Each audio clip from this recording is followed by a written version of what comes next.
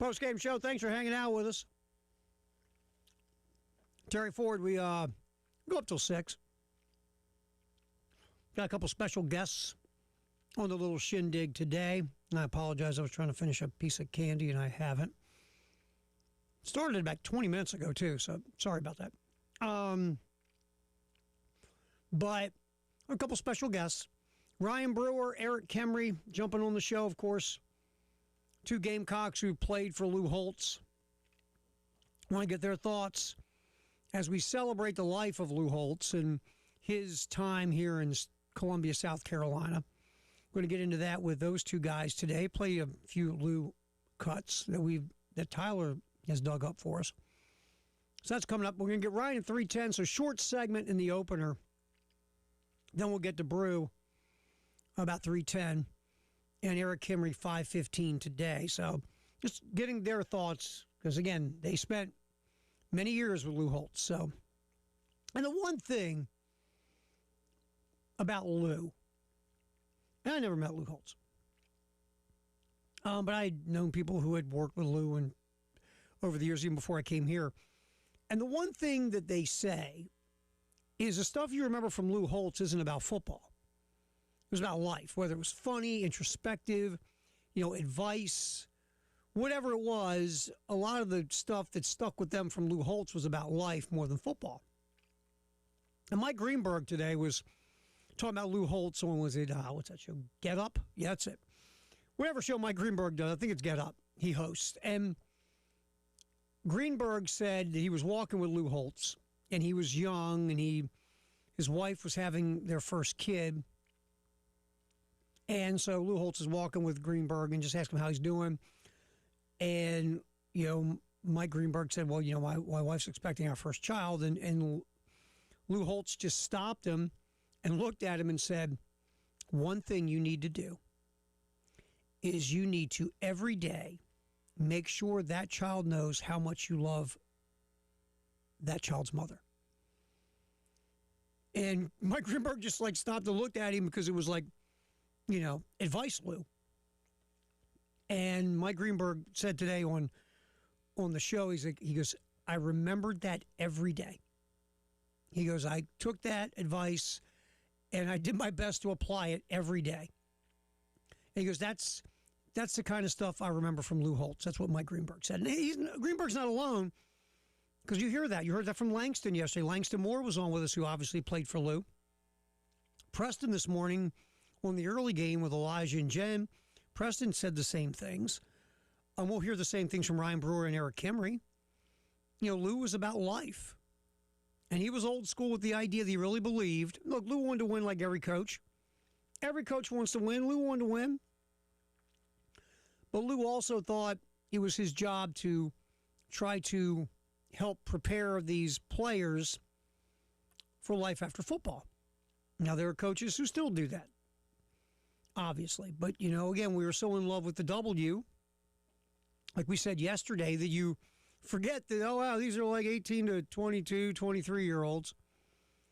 And, they're getting ready to roll out into life. And, yeah, they are, quote-unquote, adults. They're young adults.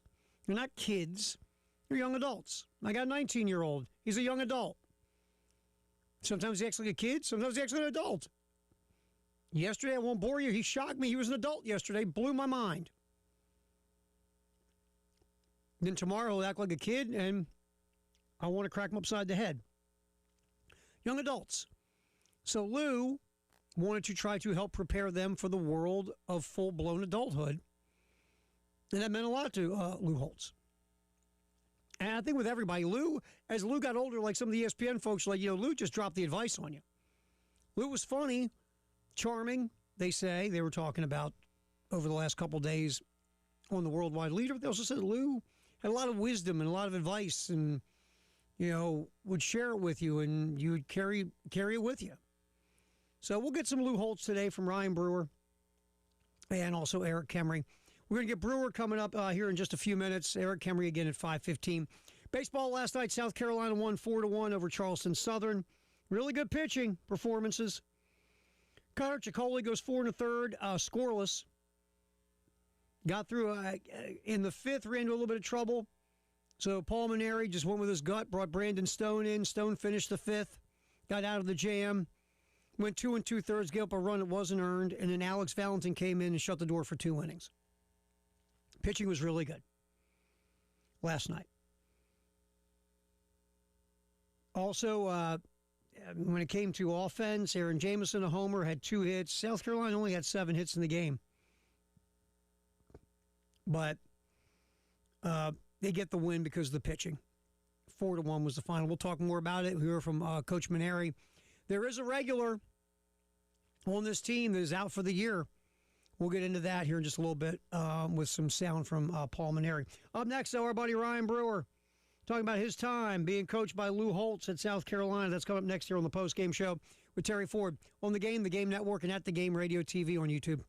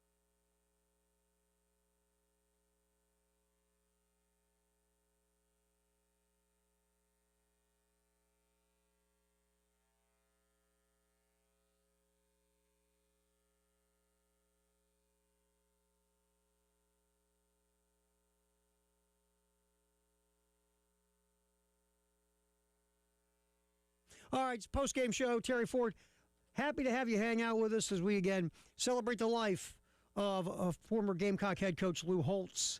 And who better than a guy who played for Lou Holtz? What were you there, 8 years, Brewer? How long did you play for Lou?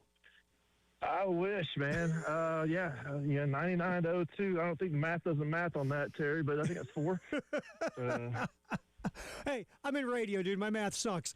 Hey, you were with Lou for 4 years. Obviously, Lou recruited you. We were in high school in Ohio, brought you here to South Carolina. Real quick, Ryan, just talk about the first time you had any kind of contact with Lou Holtz back when you were in high school and you were getting recruited. Oh, man.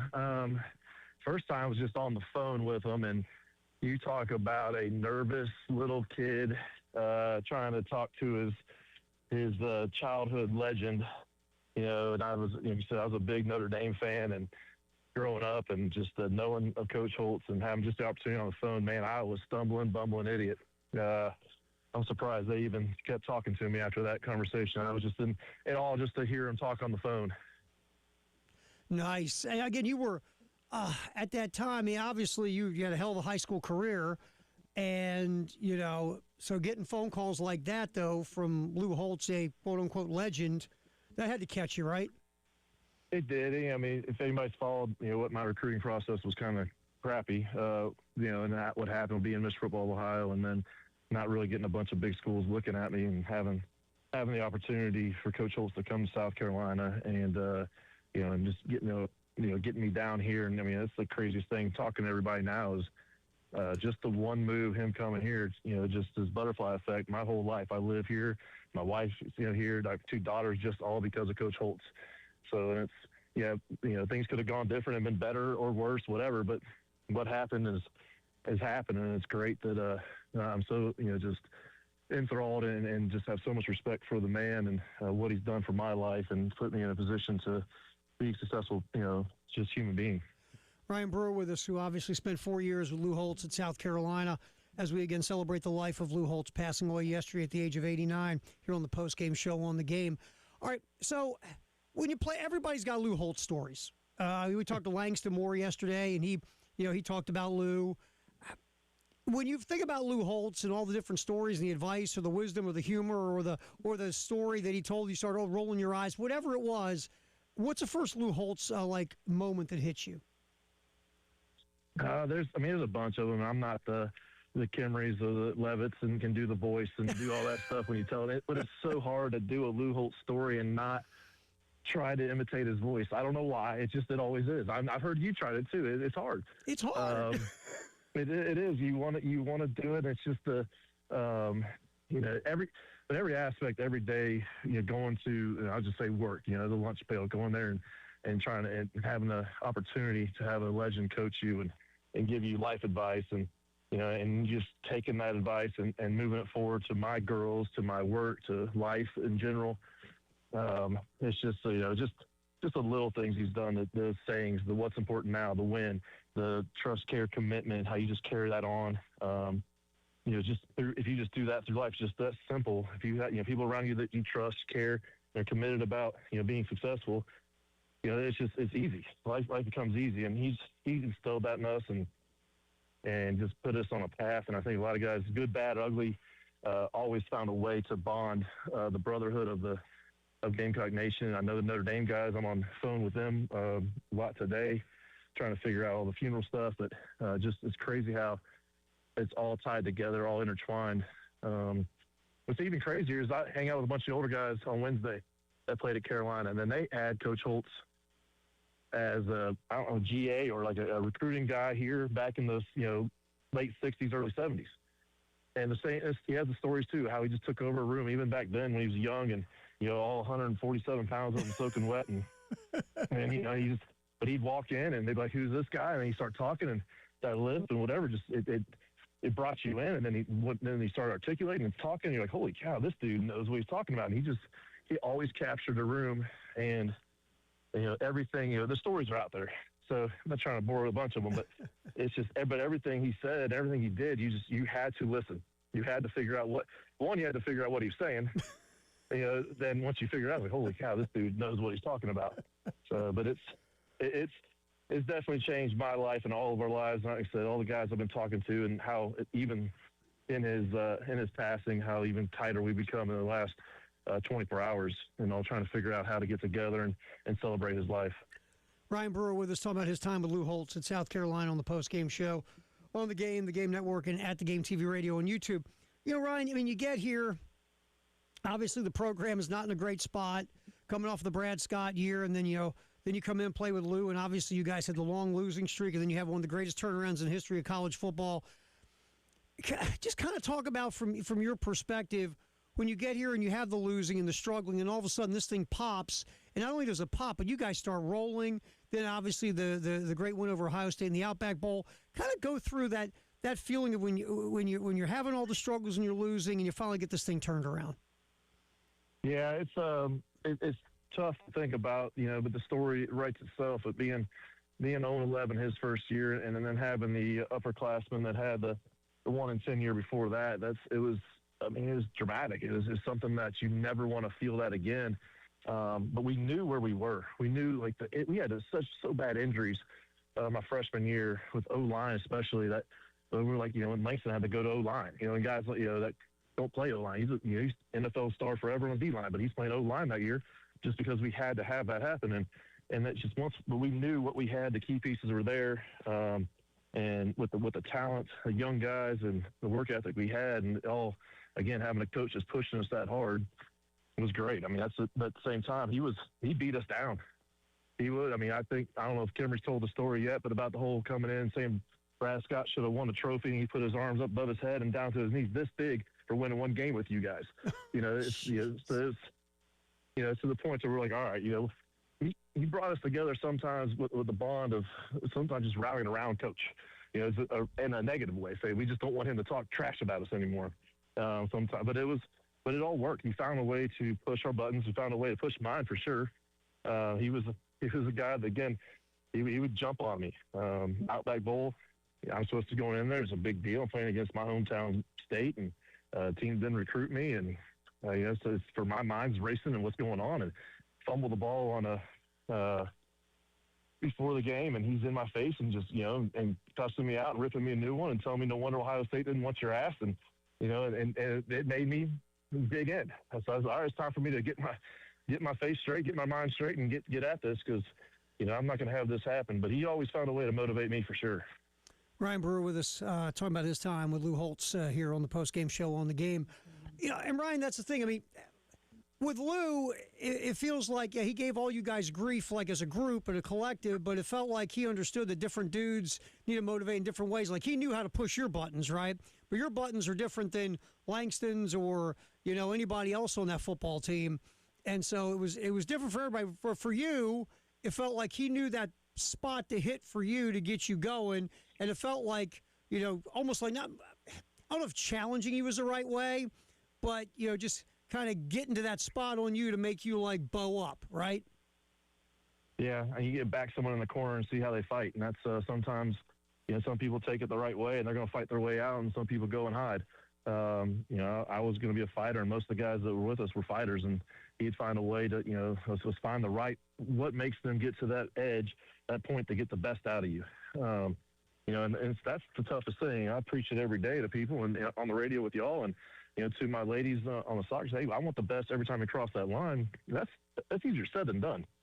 But he found a way. No matter what it was, good, positive. He, always in game week, he'd blow us up, saying how bad we're gonna get beat, and then the end of the week we're going to whip the crap out of the team we're playing. So, but he always found a way to get us motivated, and just his personal touch on it, and he has humor with it too. Right. Now I didn't realize most of that because I was young. A lot of I wasn't, I guess, as sarcastic as I am now. But he had a lot of sarcasm and a lot of humor with how he push you and motivate you and talk trash to you. But he was definitely one that knew how to push mine. And there's multiple times I'm out there trying to catch punts, and before we had lights in the proving grounds, and I'm trying to catch 100 punts in a row, and he's hitting golf balls over my head just to see if I could just distract me. We found a way, let's find a way to make it where this is just uncomfortable enough, so when I'm in a game, it's easy. Right. So, I mean, they didn't hit golf balls over your head during games? Not that I know of. I was so used to it. They may have. I zoned it out.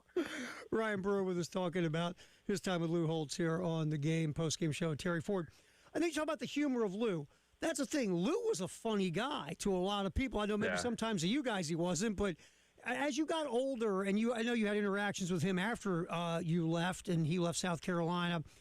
I mean, obviously that relationship changes, and you're no longer player coach. Even though you always called him coach, but still, how did the relationship change as you got older? You realize, when you grow up, you realize, what, like you said, the sarcasm, is humor, all that stuff, and what it did for you to you in that ways. And then you have children, and you can start using the same lines he uses and start being very sarcastic with them. They don't get it, so you're like, all right, that makes sense now. But I just went and saw him. Oh man, Terry, September. We always see him once a year at least. Go to Orlando and hang out with him, have lunch or whatever. And I was with my youngest at his country club, and he's just talking about how he drinks 6 Diet Cokes a day, and he doesn't like water. He doesn't drink anything else. Doesn't all that. And he's telling. I mean, we sat there for probably an hour and a half of him just talking, telling stories, and we're just absorbing. And I say to my youngest, "What'd you learn from this?" Because I guess I need to drink some more Diet Coke so I can be healthy and live as long as he is. I'm like, oh, out of all the things Coach just told you, and that's what you're learning out of this. But that was the funny, like we were giggling so much about it because he was just Diet Coke after Diet Coke. And, but he was one of those guys, you'd always have these one quick liners. You can't get water out of a rock. And, I don't know, man, I'm going to miss him for sure. Ryan Brewer with us talking about Lou Holtz. Ryan's thoughts and memories about his former coach here at South Carolina. Lou Holtz passing away yesterday at the age of 89. Talking about this here on the post-game show on the Game Network, and at the Game Radio, TV radio on YouTube. All right, and Ryan, I mean, obviously, the last time you saw him was the Gator Bowl when South Carolina played Notre Dame, or did you see him any time after that? No, yeah, I just saw him in September. That was when I just told a story about Brooks, the Diet Coke. So that was 5 months ago or so. Okay. I saw him. And then after that, but like I said, it's once a year. I'd see him at least once a year in Orlando. Go have lunch with him. Okay. And so, and again, once. I mean, the hospice was about 3 months ago, right? I guess is when that happened. A little less than that, but yeah, it's been going on for probably a month or so, month and a half. Yeah. So again, it was good you got to see him though. You know what I'm saying? Yeah, it's crazy. 89, just a mental capacity he has, just so sharp. Knows stories, knows just names, and he can just go on stories over and over and over. It's just fun. You try to tell him. I mean, I was talking to him about the time I ran him over in practice and broke his glasses, and I hit him so hard I couldn't catch him. I run an option. I mean, I didn't see him. He stepped down in front of me. I was going full blast, and I hit him, and he probably flew 10 feet from me and rolled on the ground. His glasses and hat went flying everywhere. And I'm like, oh, crap. I just really, I was young, too. I was like, I'm probably never going to play again. It's like, one of these things happen. I go and hide, and he comes over to me, and his glasses are crooked on his face, broken, and he's got blood, a little bit of blood dripping down his cheek, and he looks at my face mask and just, I'll make sure your face mask is okay. I'm just thinking, oh, man, I'm never seeing the field again. But, man, the dude was tough. He was a tough man. I've seen him tackle guys, and we're doing bull in the ring or Oklahoma drill, and someone got pancaked 2 times in a row, and right when he got up, he just went dead sprint and tackled him and got on top of him, and just screaming at him, do you like being on the ground? Do you like doing this? Like, it's just to see a guy of that stature doing that, and you're just like, it's respect. It's also, he's got a little crazy to him too. So, but I loved it. All right, last thing for you. If Lou Holtz was going to tell, because he was a great storyteller, if he was going to tell a Ryan Brewer story, would he have told the story about you knocking the hell out of him on the punt, or would he have another Ryan Brewer story? No, he always told a story. But he got a lot of laughs out of telling everybody that I come in third to a pregnant lady in a race. And that's is what it is. Or I couldn't play dead in a Western movie if what it is. He do all he started all the stories like that, and then end up with saying how the Outback Bowl happened and all that stuff. But he definitely bashed on me a lot. But and And then I was like, you son of a gun. Now I'm like, okay, it's funny. It's really funny. So, you just take it as it is. And, but I said, it's all his stories and all his magic tricks, the newspapers and all the stuff he would do. It's just, it's crazy how it's all coming back, and the stories that all the guys that in the text threads were on, and what they're telling. And it's just funny just going through it in the pictures and things that 20-something plus years ago that he kind of faded away a little bit, but they're coming back now, and he's already bringing the brotherhood even tighter together again for just having his loss, and we're all trying to get up to South Bend and see, go to the viewing. What'd you think of the Magic before I let you go? When we first started doing the Magic stuff, what'd you think? I didn't. Well, as I got older, when he does the trick, so freshmen always sit in the back row, and as I got to a senior, I got to be in the front row. So I'm literally 3 feet away from him, and he's doing the newspaper trick, and I'm trying to lean down, get on the ground, see, trying to cheat and see where is this paper going to, and so I probably watched him do it 6 times. I have no clue how he did it. And I was saying earlier today, I was like, I want to know, but I really don't think I want to know now. It's just he's a magician. He's got, little David Copperfield in him or something. He was crazy. Oh, man. I appreciate you jumping in and giving us some stories and some memories, my friend. Really do, man. Yeah, buddy. I appreciate it. It's all the Gamecock Nation, especially the brothers that played for me. It's heavy hearts, but they're full. They're definitely full hearts.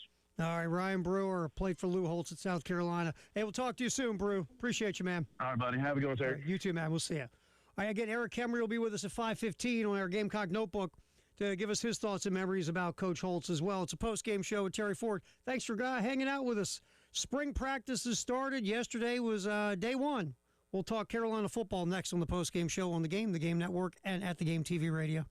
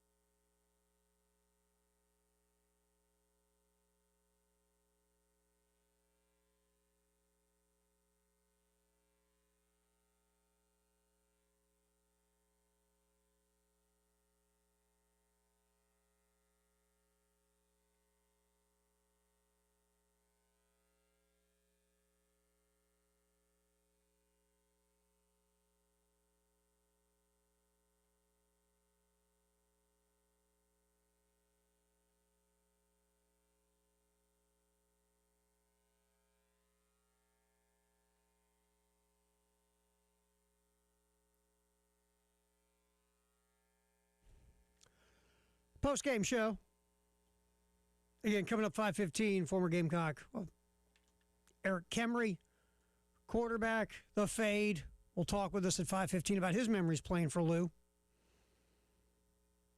As we continue to celebrate the life of Lou Holtz and his time here at South Carolina.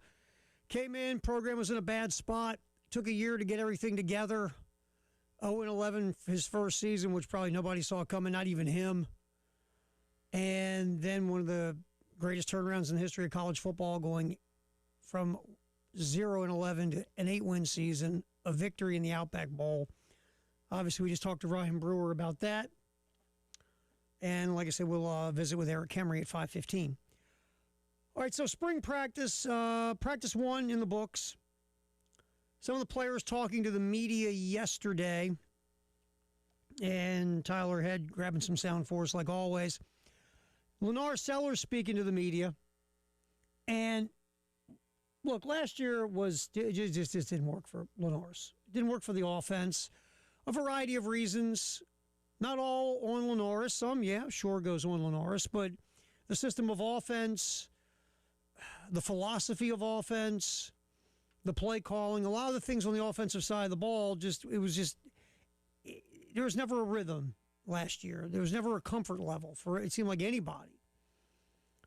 And so no one's saying you give zero blame to Lenore Sellers. I mean, everybody takes accountability.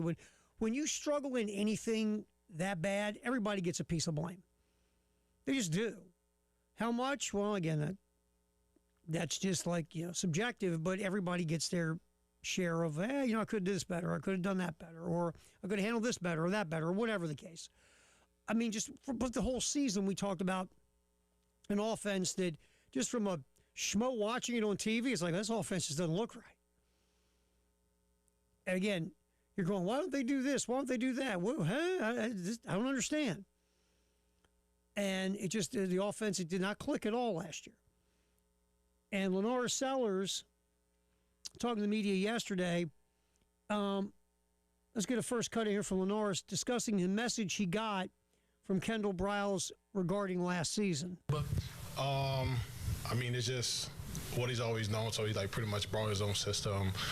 He did different stuff. He's at different school with different personnel and all that, so it's a mixture of everything. But he was more of just take last year, learn from it. We're not really going to dwell on it. We're just going to try to get better and move forward. I know. Yeah, to me, why would you dwell on it? It's done. It's over. When you're the new offensive coordinator, you're coming in, and yeah, you've watched some film. You got an idea about players. You see strengths. You see weaknesses. How can what this guy can do apply to my system of offense? All that stuff you're looking at, but it's also a clean slate. Because some guy who might have struggled in the last system might thrive in yours. It's a clean slate. Last year was last year. If you're Lenore Sellers, you learn from it and you move forward. And look, a lot of times my dad, old Dean Ford, his line to me was always, boy. Obviously, he had a lung dart between his fingers. Coffee, on the other hand, nasty coffee that I'm telling you, you ate my dad's coffee with a fork. Anyway, Dad's got a heater in one hand. He's got his coffee in the other. He look at me and go, and he's sitting in his favorite chair, and he's of course sitting in his underwear. Why, I don't know.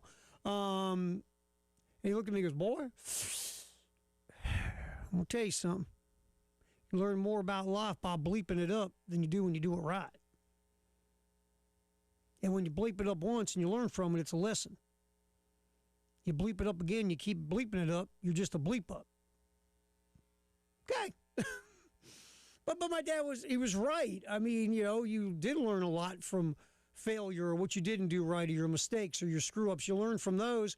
If you kept doing things right all the time, okay, great. But at some point you're going to do things wrong, and how are you going to handle it? What do you learn from? Anything. If you just do it right all the time, and no one does that, so you're going to fail, you're going to screw up, and it's how you learn from it.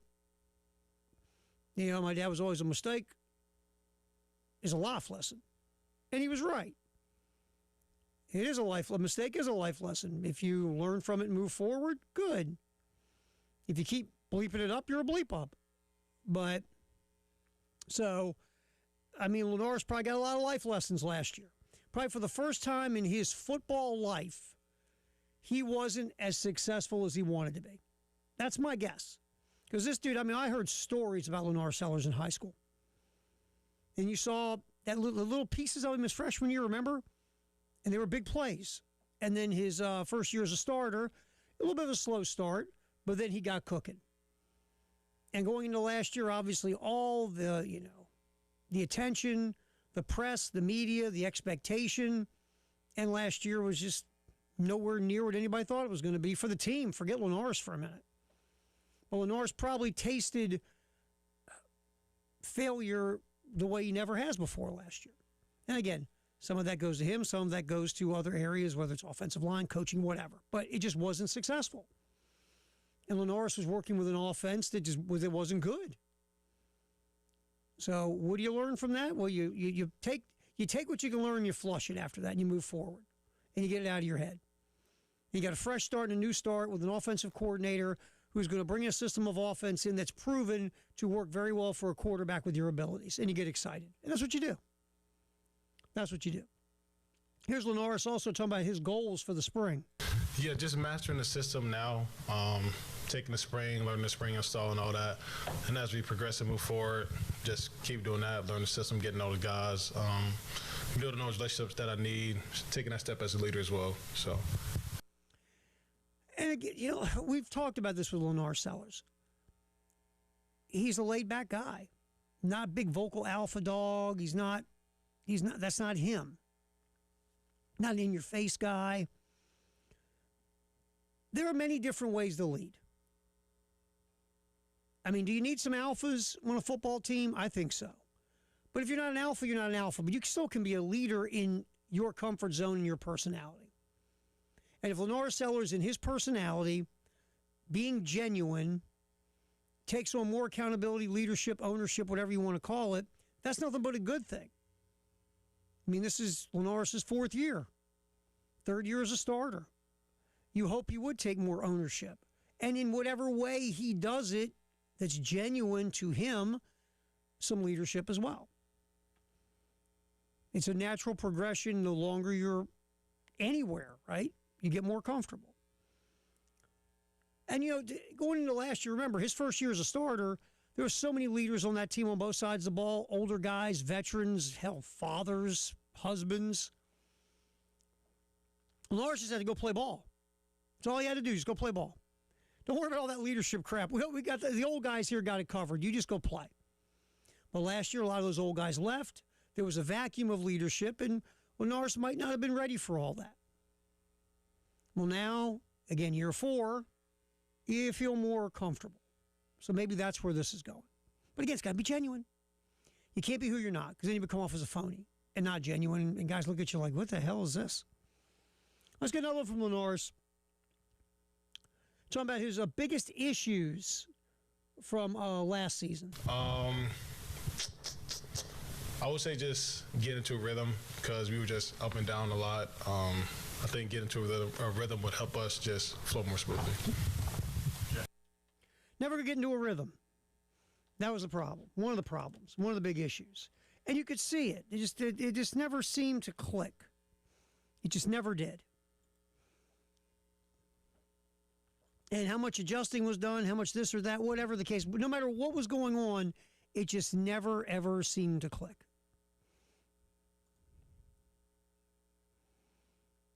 And now, you just, like I said, it's over.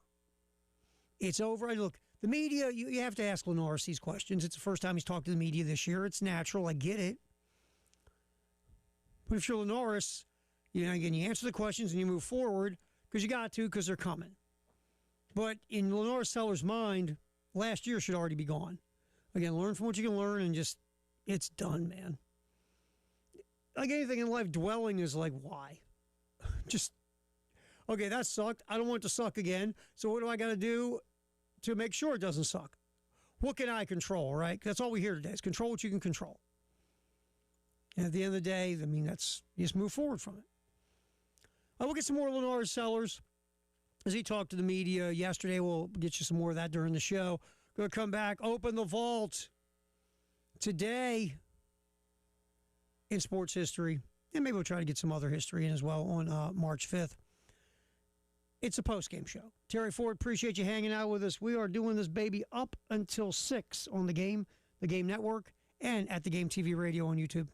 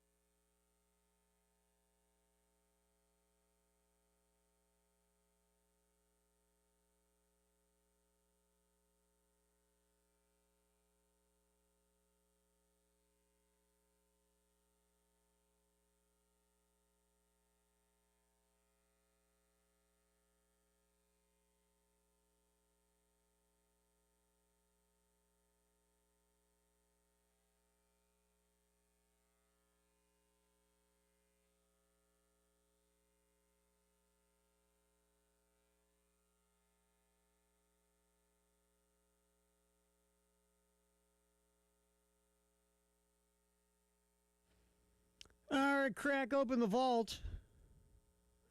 What happened this day? March 5th. Take it old school. I got to do this. I just got to. This day in 1924, Frank Carauna of Buffalo, New York, becomes the first to bowl 2 straight perfect 300 games. Carauna throws 5 strikes to open his 3rd game until he finally didn't throw a strike. He had 29 straight strikes. Again, 1924. Don't think it was on ESPN. On this day, 1973, this is so bizarre. New York Yankee pitchers Fritz Peterson and Mike Kekich announced they've swapped wives and children. Yeah. This day, 1973.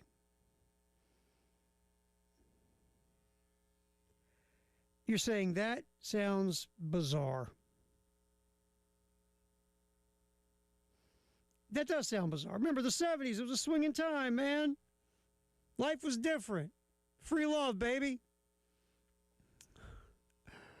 So anyway, here's the deal. So Fritz Peterson and Mike Kekich, they swap wives. Peterson then marries Suzanne Kekich in 1974 and stayed with her until his death in 2024. Think about that. That's 50 years they were together. So the swap for Peterson worked out great. He married Mike Kekich's wife, and they stayed together 50 years. You're saying, what about Mike Kekich and Fritz Peterson's wife, Tara? Well, Kekich, his relationship with Marilyn Peterson ended shortly after the swap. These guys were like buds. Now, they also swap kids and pets. That's just crazy. Crazy. The background of this, the couples had grown very close, and after a 1972 dinner party, they decided to make the arrangement permanent. It's insane. Yes, it's absolutely insane. And look, I mean, even back then, with free love and all that other stuff going on in the 70s and all these different kinds of revolutions in our country, that, again, I was too little to know what the heck was going on. That's still like, wow, okay. Because it's not just wives. One thing of like, okay, if you had two people who were married to each other and let's say they had no kids and pets or whatever, goldfish, and they decided they wanted to swap with each other and they all agreed to it, but you got kids involved in this thing, man. All of a sudden, hey, kids, Uncle Fritz is your dad now. He's stepdaddy or whatever. How about the other one, though, that didn't work out? Because Fritz Peterson and Mike Kekich's wife were together 50 years, but Mike Kekich and Fritz Peterson's wife were together for just a couple months. So how weird was that for kids and dogs and pet hamsters? And it's just bizarre, man. Just bizarre. That was this day in 1973. I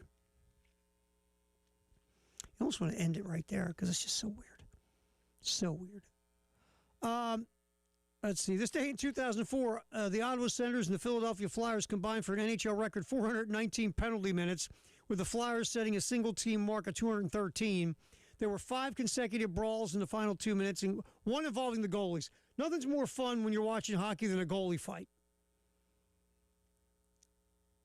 The previous record for penalty minutes was 406 from the Minnesota North Stars Boston Bruins game in 1981. By the way, the Flyers won the game 5-3. Whew!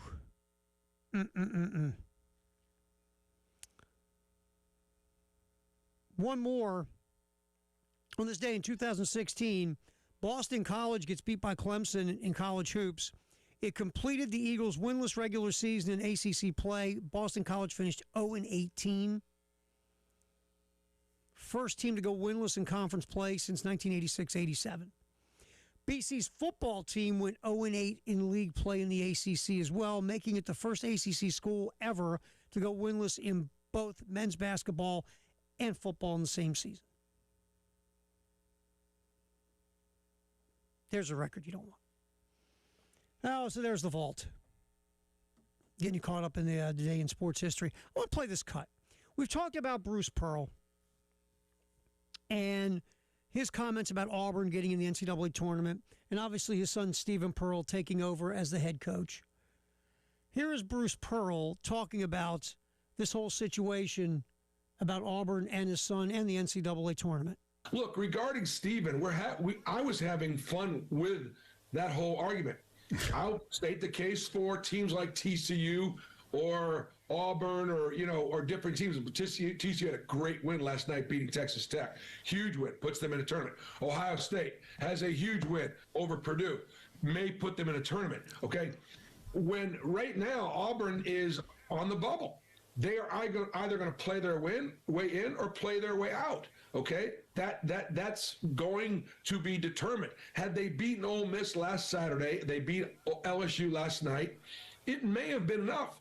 Looks to me like they got to win one more to get in. That's objectively how I feel. Am I rooting for my son to make the NCAA tournament? Of course I am.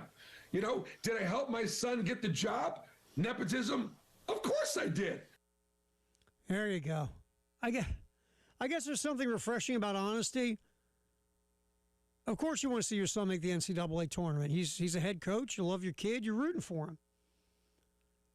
But you did what you basically leveraged Auburn to give your kid that gig, which to me is wrong. I'm sorry. I mean, I got kids. I would never leverage to get my kids a job. I wouldn't. If that sounds mean, sorry. I want my kids to earn jobs because I think you're better off in the long run earning your job out of your abilities and your skills and not be a Nepo baby. I'm sorry. I mean, my kid's he's starting to get a like for media, which drives his mom crazy. I don't want him in a business like yours. But I wouldn't get him a job if I didn't think he earned it or if he deserved it. I wouldn't help him. I mean, again, I don't think Bruce Pearl did his son any favors. Stephen Pearl should not be the head coach at Auburn. He should be somewhere in a low mid-major or a mid-major learning how to be a head coach and then earning his way to the power conference. I just believe that. And Bruce Pearl saying out loud, yeah, I helped my kid get the job. I mean, did you really do him a favor? Because this year's been pretty much kind of a disaster at Auburn, and part of that is you got a coach in over his head, in my opinion. I will come back here 4 o'clock hour, talk some more Gamecock football, and honor Lou Holtz a bit more here on the game.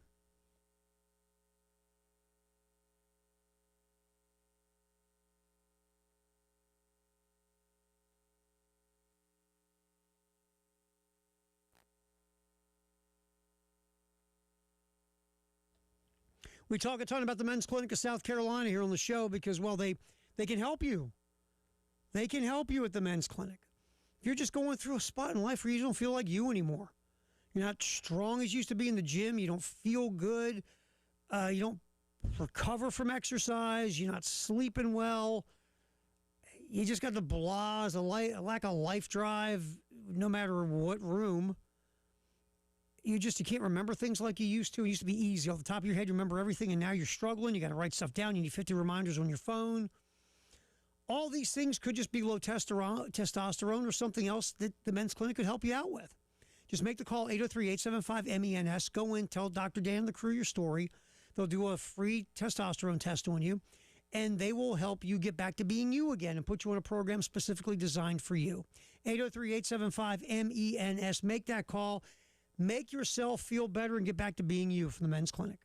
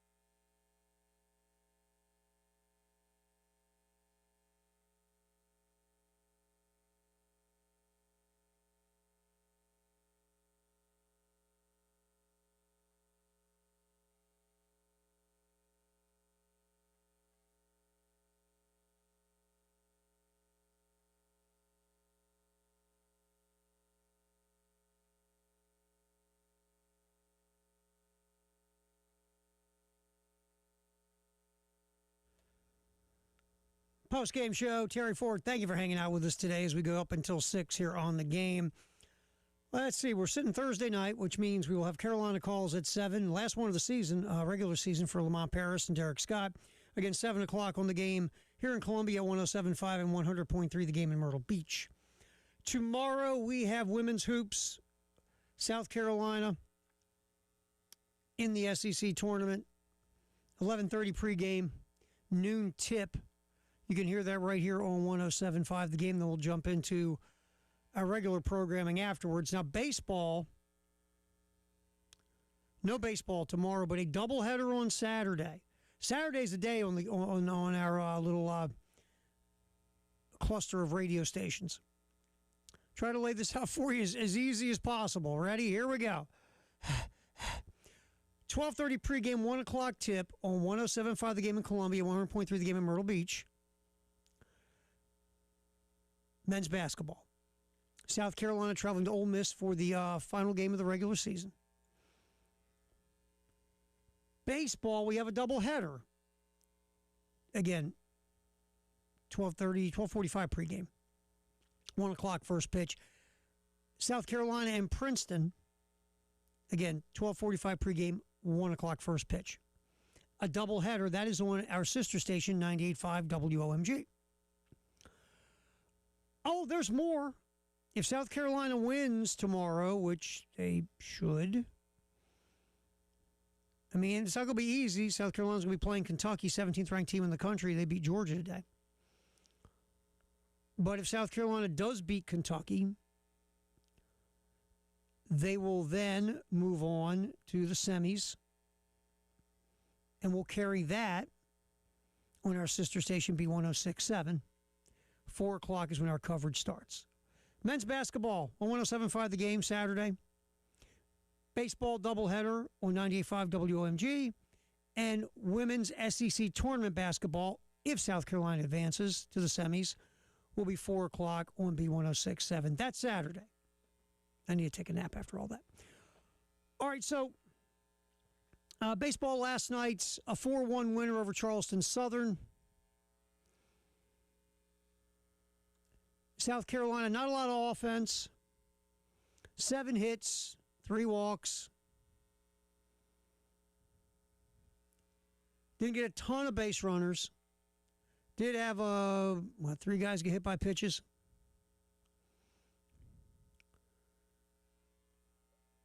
But at the end of the day, it was the pitching. Home run from Jameson, hit his second, Aaron Jameson. Ethan Lozama had a huge 2-run double. Talmadge LeCroy knocked in the other run with the sacrifice fly. The pitching, Connor Ciccoli goes 4 1/3, gives up nothing but zeros. Brandon Stone comes in. There was a couple base runners on in the 5th. Brandon Stone put out the fire, went 2 2/3 to get the win. Alex Valentin then got the save with 2 innings of a scoreless baseball, striking out 4. South Carolina improves to 9-5. Again, Princeton coming in, doubleheader Saturday, single game on Sunday. And look, these again, midweek games, beating your Charleston Southern or USC Upstate doesn't make you go, okay, man, everything's turned around and looking good. But you got 2 wins. Those are games, I always say this. If you win them, no one cares. If you lose them, everybody cares. It's just the way midweek games are usually. So, Gamecocks get that W. They'll move on. They'll play Princeton 3 on the weekend, starting with that doubleheader on Saturday. Paul Maneri talking to the media after the game. Bad news about Reese Moore, who came in from Iowa. Excellent offensive catcher, did DHing for South Carolina because Talmadge LeCroy was behind the plate. Well, bad news about Moore. Here's head coach Paul Maneri. Yeah, Reese is going to need to have surgery, and he's going to miss the rest of the season. He had that torn meniscus in his knee in the fall, and they did surgery on it, but the damage in his knee was a little more extensive than just, clean it up a little bit. Gavin Braylon had the same surgery, but his was really a kind of routine, if there's such a thing, a routine meniscus tear, and they cleaned up his knee, but Reese's was worse. So there's a surgery they need to do to give him long-term health, and it hasn't been scheduled yet, and that's why I didn't want to say anything about it before. It wasn't even decided that he was going to have this surgery. Now it's been decided he's going to have the surgery, but we don't know when it's going to be. But yeah, so we lost a guy that really was our three-hole hitter there and was doing a good job for us. So it's just something we have to deal with, So you're losing Reese Moore, a guy who was hitting over 300 before the injury slowed him down. He was batting in the three-hole, and a guy who was excellent offensive player in the Big Ten at Iowa. So yeah, that's a loss because what Moore could bring to the table at the plate. So again, you lose a little bit. You lose a starter, middle of the order hitter, and that one hurts. Absolutely. Also, Coach Maneri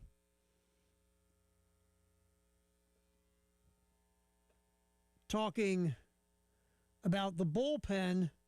Really, let's zero in on Alex Valentin, who threw 2 scoreless. Valentin's been really good in late inning leverage situations so far for South Carolina. Got a little demonstrative. That's the word I want. Gets a little amped. But here's Coach Maneri talking about Valentin. There was a question also thrown in with Valentin. Would he consider starting Valentin? Because Valentin did get some starts in the past. Here is Coach Maneri talking about Alex Valentin. Yeah, so Alex can be a polarizing guy, okay?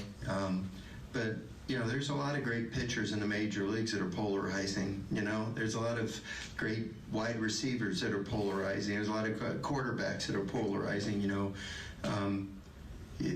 I like winners, and Alex Valentin is a winner. And he's really a good kid. People don't know him that well, but I really like the kid. And I remember when he came on his visit here, and we were having dinner, and he said to me, he asked me, Coach, did you see the videos of me? And I said, yeah, I've seen the videos of you. And he said, a little over the top? And I said, yeah, a little bit over the top, but I love your passion, I love your competitiveness, I love your fearlessness, and I think you have, a lot of ability.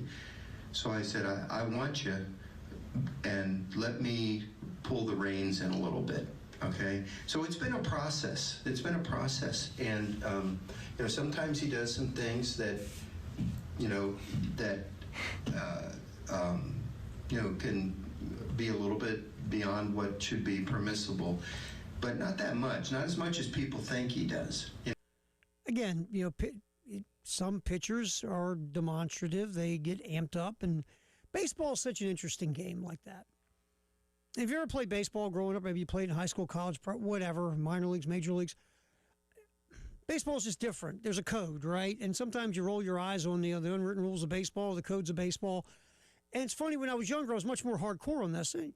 Because playing when you're growing up, they kind of beat it in your head. You don't act a certain way playing baseball. You can act the way you act playing football or basketball or whatever. You don't do it playing baseball. You don't. Like, soccer players will score a goal, take their shirt off, they slide to the corner, they go crazy. Everybody goes, no, yeah, baseball players, no.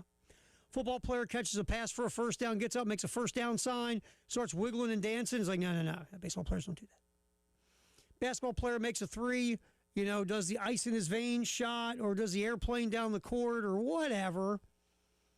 Baseball players don't do that.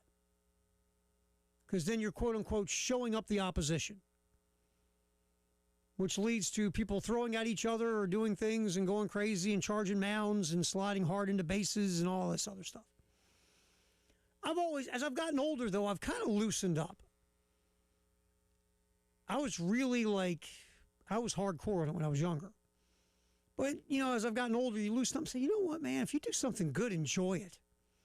If I hit a ball 450 feet, right, and it goes in the parking lot and takes out a windshield or whatever, lands on somebody's porch, and I want to stand there at home plate for a minute and gaze at this majestic shot I just hit, because it's not easy to hit a baseball. To me, that's not showing up the other team. That's you enjoying your moment of what you just accomplished because you knocked the heck out of that thing. But now if you hit that home run and start, flipping the pitcher of the bird or sticking your tongue out at him or doing the suck it sign from Degeneration X or whatever, now you're showing somebody up. If you're pointing at him going down the first baseline going, I got you, now you're showing somebody up. But if you just hit a ball and want to enjoy it, personally, as I've gotten older, I don't care. When I was younger, you're showing our guy up. Now, as I'm older, I'm like, why can't you just enjoy what you did? If you're a pitcher and you strike out a big hitter in a big moment in a tight game with runners on the bags and you want to hop up and down for a second or pump your fist or whatever, why not? I don't know. That's just baseball. And certain things in baseball, people just go, you can't do that. Why? Because it's baseball. So anyway, Coach Maneri talking about Alex Valentin, who's been really good for South Carolina. Valentin, has given the Gamecocks someone at the in a high leverage spot who's been doing the job. And Brandon Stone also out of the bullpen. Remember, Brandon Stone was good for a while out of the bullpen last year. Then, kind of fell off a little bit. Started some. Everything got sideways. But Stone and Valentin, you feel like if this holds to where we're seeing it, that's a solid high-leverage 1-2 punch going into the late innings of games. And right now, South Carolina's team ERA is down to like 3.15 on the season. All right, so South Carolina again this weekend against Princeton. You can hear the doubleheader Saturday starting at 12:45 on our sister station, 98.5 WOMG. We have been honoring Lou Holtz since yesterday. We were on the air when the news broke about Lou Holtz passing away at the age of 89.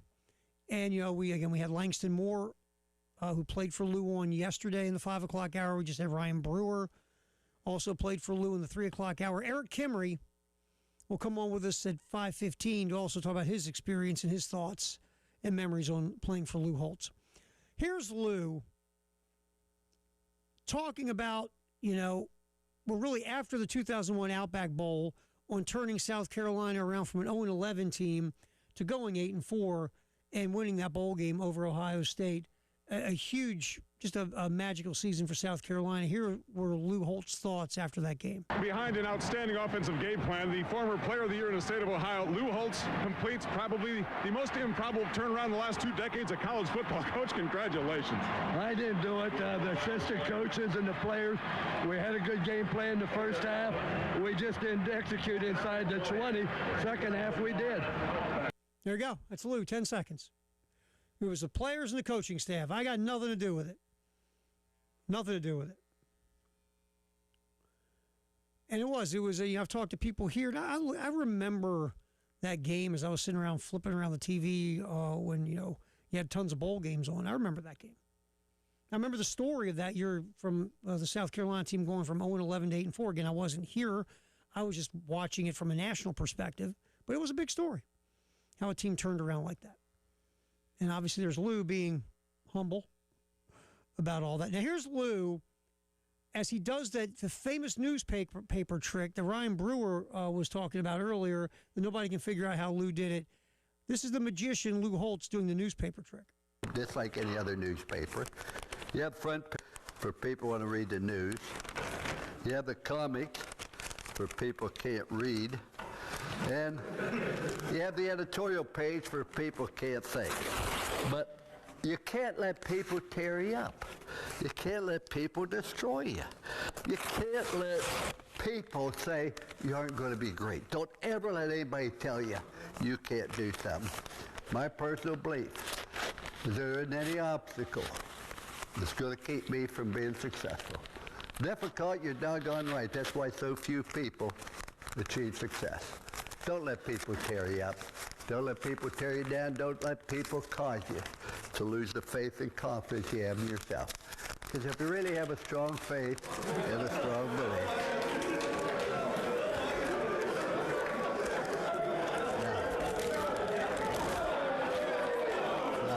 Oh, wait. Somebody said, how'd I do that? Perfectly, I thought. But How'd you do that? How did that newspaper end up the way it did? That's Lou Holtz. All right, we'll jump back in, talk some spring football Hear more from Lenora Sellers next here on the post-game show on the game.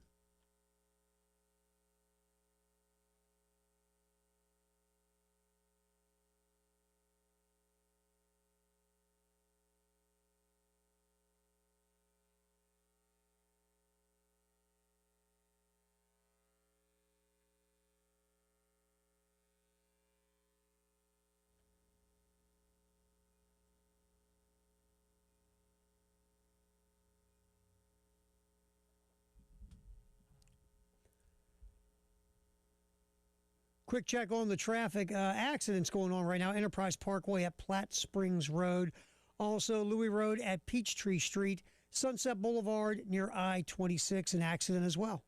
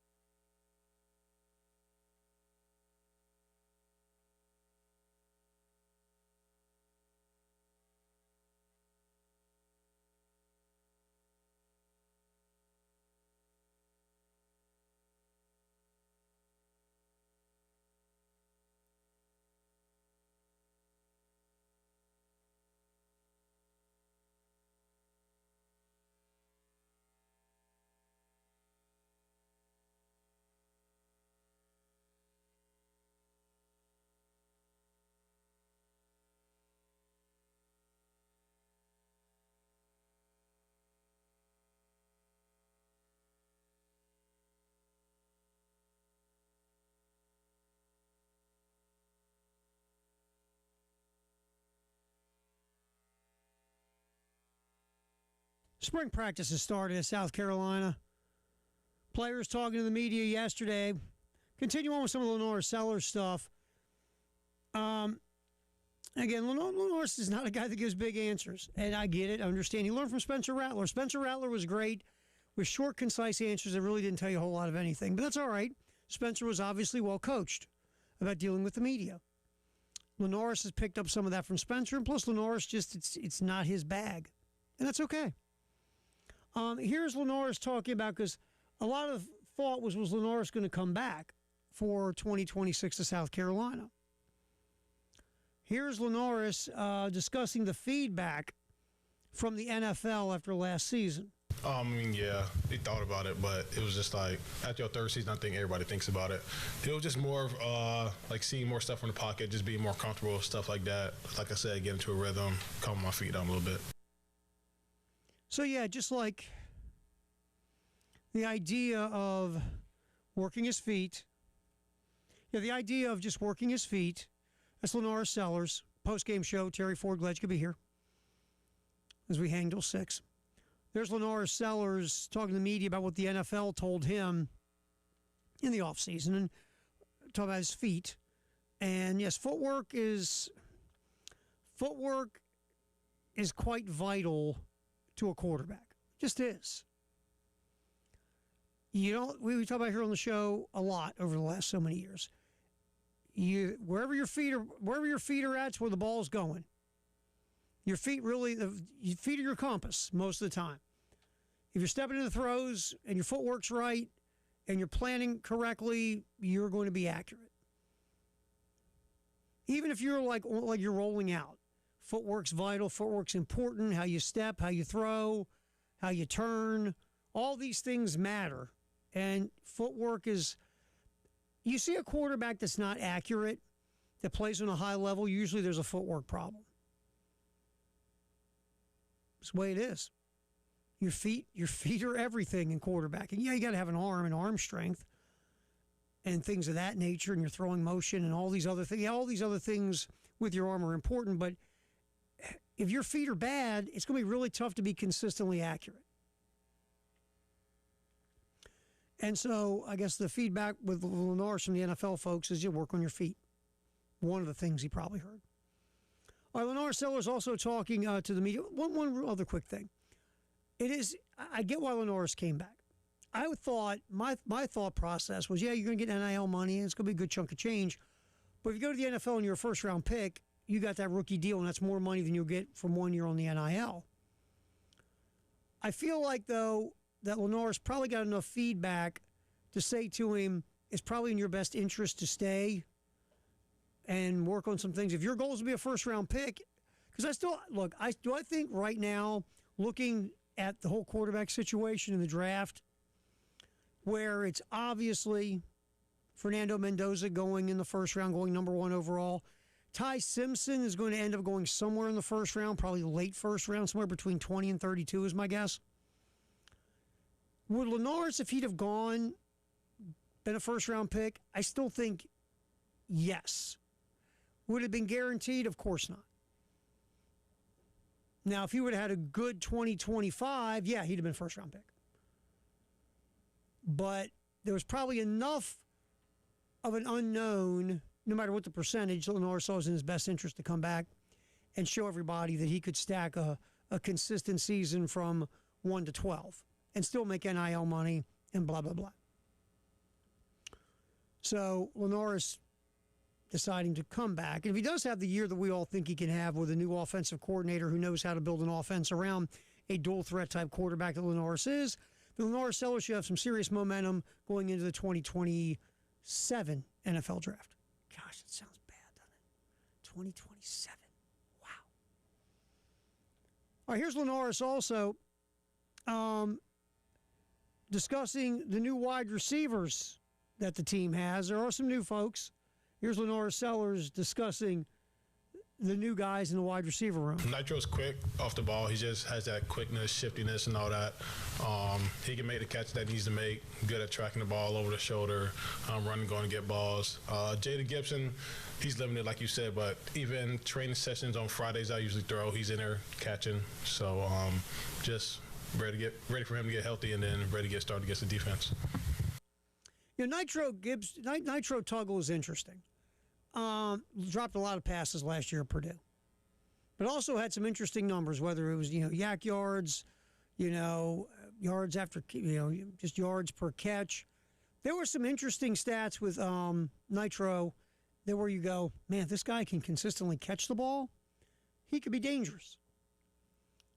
And that will be the biggest thing in this upcoming season for Tuggle is when they throw it to you, can you catch it?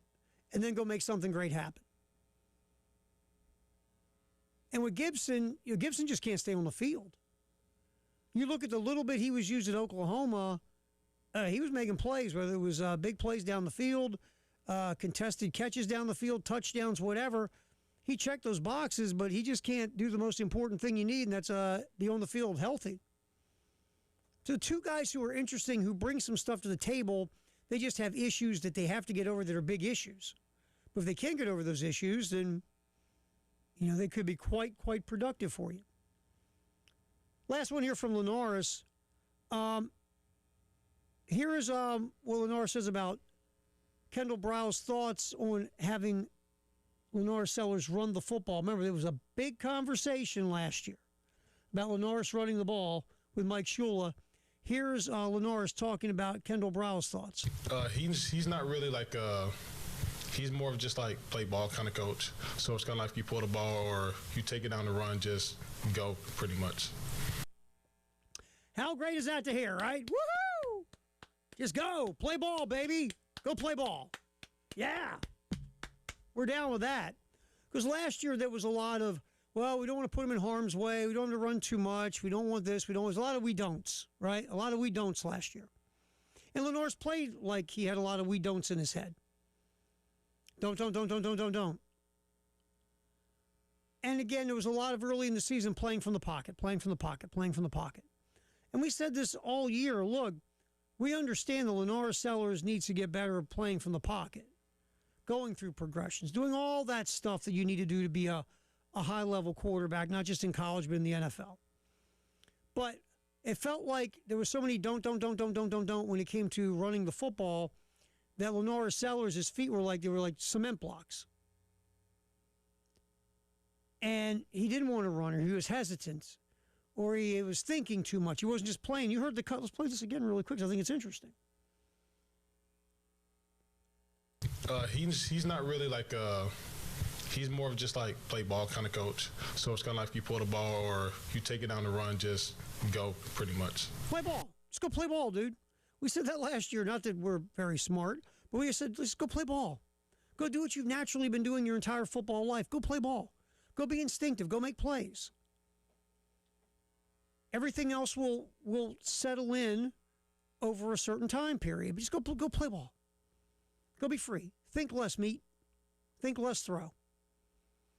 And that seems like the message that Kendall Browse is giving Linares Sellers. Do just play. Play ball. We'll figure the whole thing out. Just go do what you do best. Go do you. That's great to hear. All righty, we have a basketball tournament.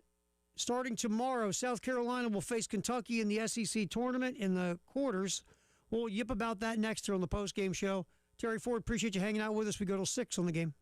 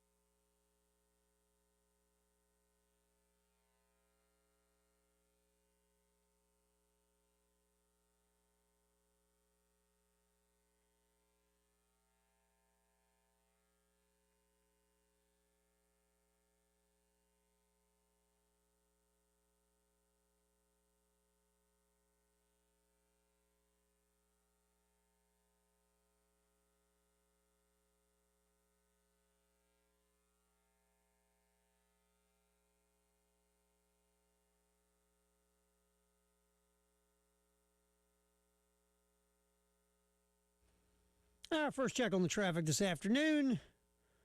Got a few accidents so far. Garner's Ferry Road near Pineview Road. 77 southbound at Killian Road, that's exit 22. Sunset Boulevard near I-26. And US 21 near I-20. Pop back in, talks women's basketball. The tournament is here for South Carolina. It's been going on for a couple days. They know their opponent. They'll take on Kentucky. 11:30 pregame, noon tip. That is tomorrow here on 107.5 The Game. We'll get into a little bit more of it next here on the postgame show.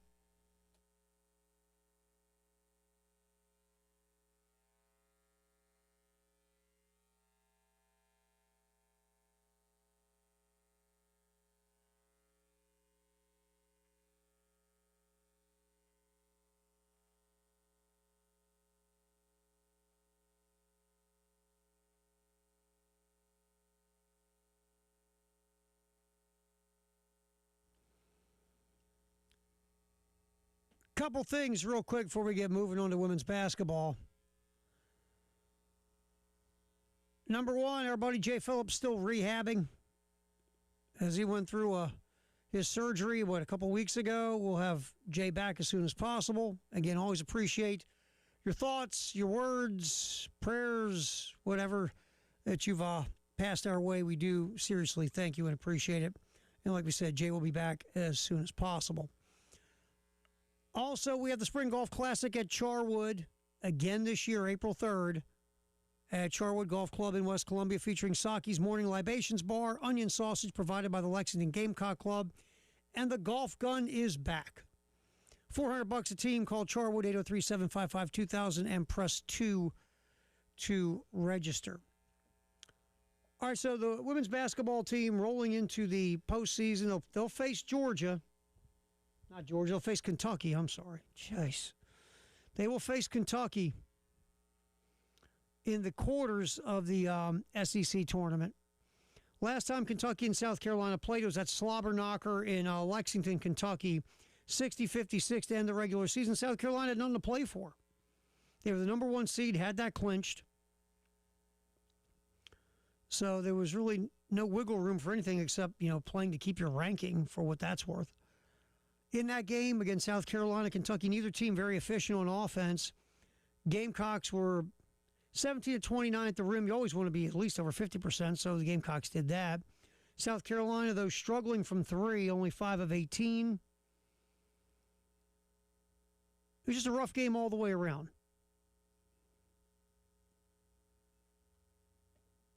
Medina Okot, 21 points to go with her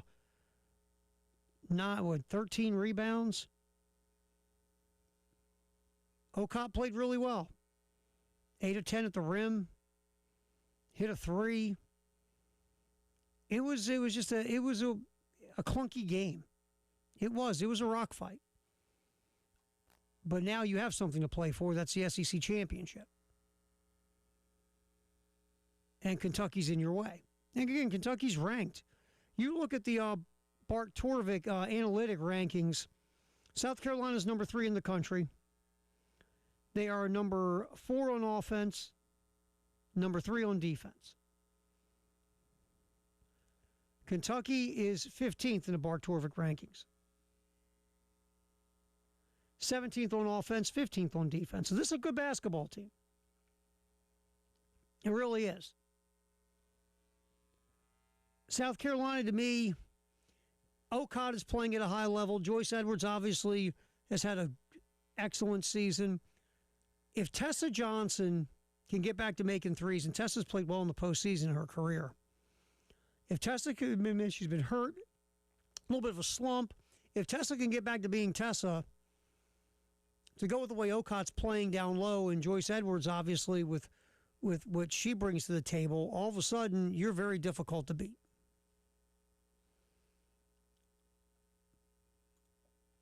And Tessa, look, South Carolina shoots well from 3.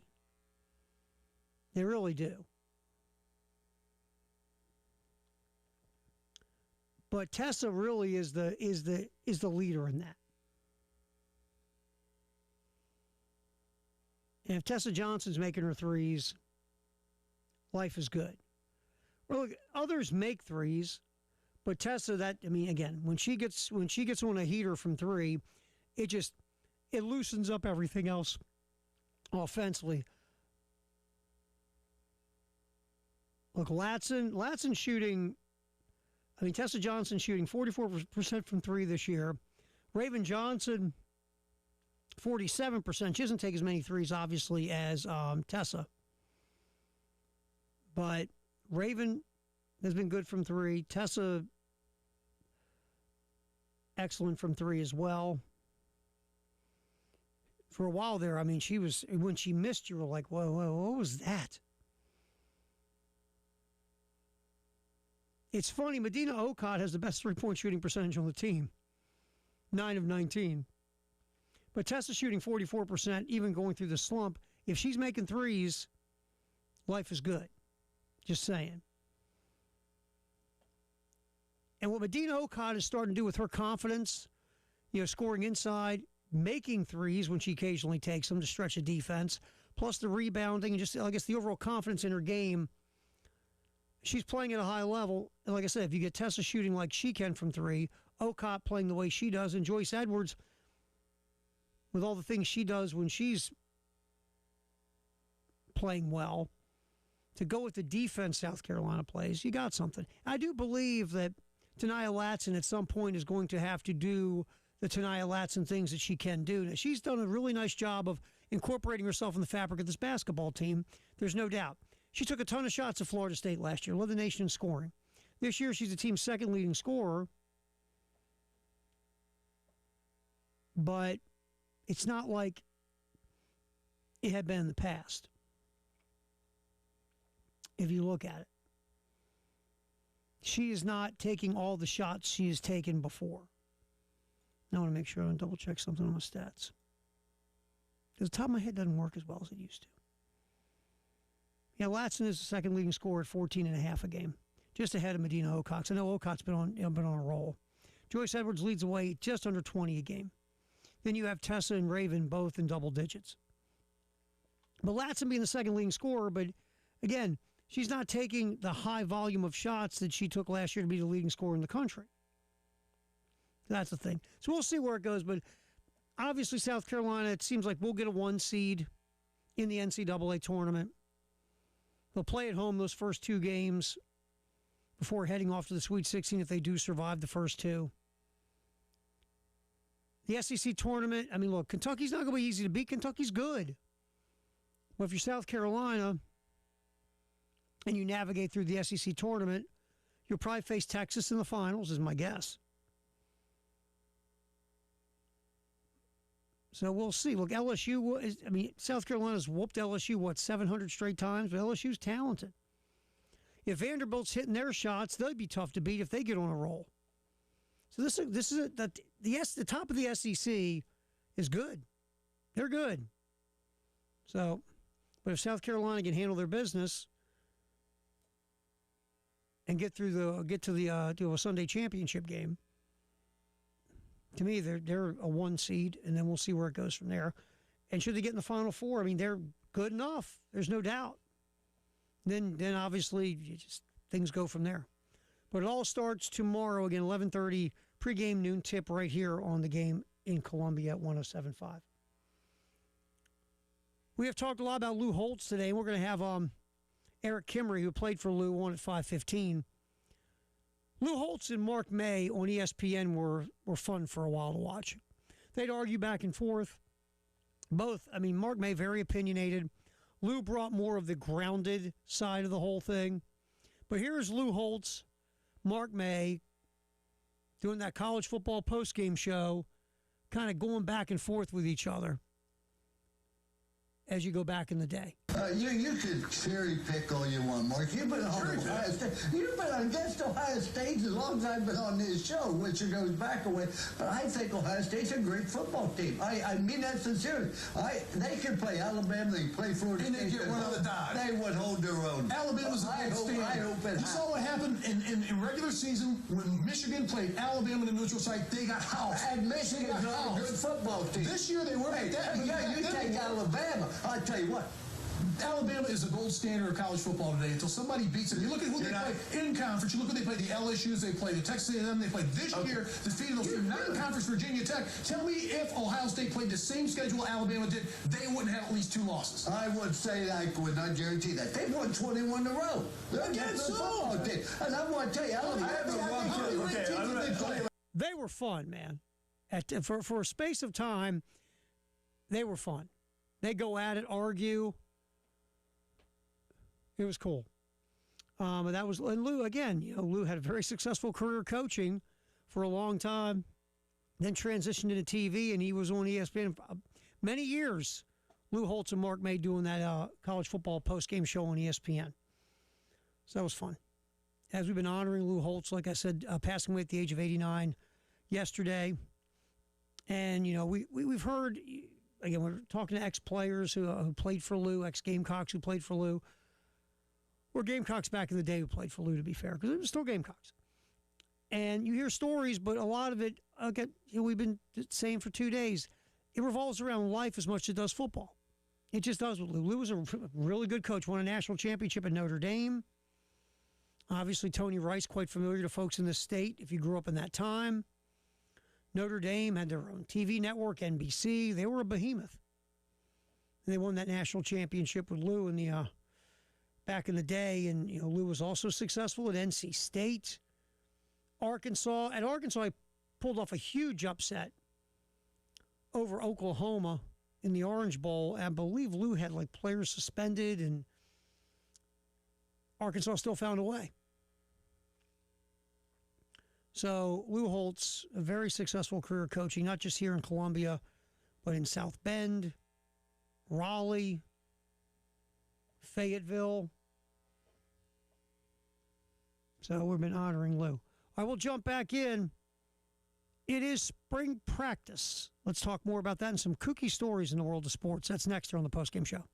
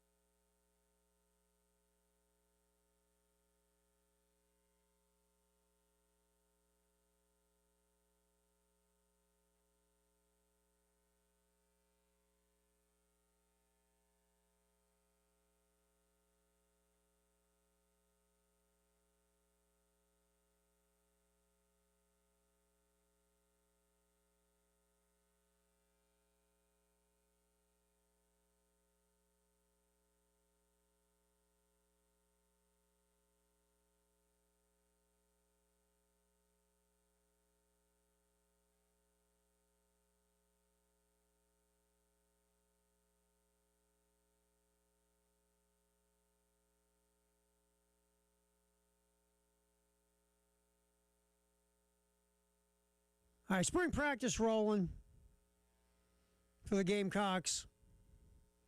We've heard some Linares Sellers talking to the media yesterday. Other players also getting in on it. Sheed Scott has come in from Kentucky in the portal. Scott playing nickel, playing some safeties, playing DB at Kentucky. Good numbers last year, had a solid season, good season really. Talked to the media yesterday, did Scott. And here's his thoughts on being a nickel corner. Last year, that was like my first time. That was my first starting year. So it was kind of like, if it wasn't a bad season, but like, or it wasn't an amazing season, but it wasn't no bad season either.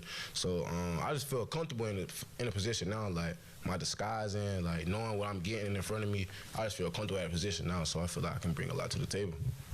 So his first year, he feels comfortable. He played well. You can see him sliding into the nickel slot or playing safety, wherever the case. But Scott, based on last year, Scott's a nice player. And obviously he probably saw what Brandon Cisse did coming in one season, playing as well as Cisse did. To me, he was the MVP of the defense last year with Cisse. And now he is a guy that's being talked about as possibly being a first-round pick. So also here is Scott talking about the reputation of defensive backs at South Carolina. Like ever since high school, I had a connection with Coach Torin Gray and Coach White, and I knew when I had hit the transfer portal, he definitely sent good guys to the league, Cam Smith, J.C. Horn, etc. So I was like, I feel like I'd be a good fit here. And then he just Brandon Cease and Jalen Kilgore, so I feel like I can make my mark here too. I mean, Torin Gray is such a great rep as a defensive backs coach. And you see the DBs that have gone on to the NFL from South Carolina. And again, college football players, college basketball players, they're looking to go somewhere that can, and they like, look, everyone wants to win. Nobody wants to say, man, I want to play for that team while they suck. Everybody wants to win, whether go to a winning program, go to a program maybe with a new head coach, or a program that is trending in the right direction, you believe in, whatever the case. Players want to win. Do they want to get paid today? Sure they do. But they want to win. That's number one. And, if you're Shane Beamer, you can talk to Sheed Scott and say, look, we've had 9-win year, 8-win year. We've been in 3 bowl games in 5 years. Last year was a blip. We're going to get back to being who we used to be, and you're going to help us.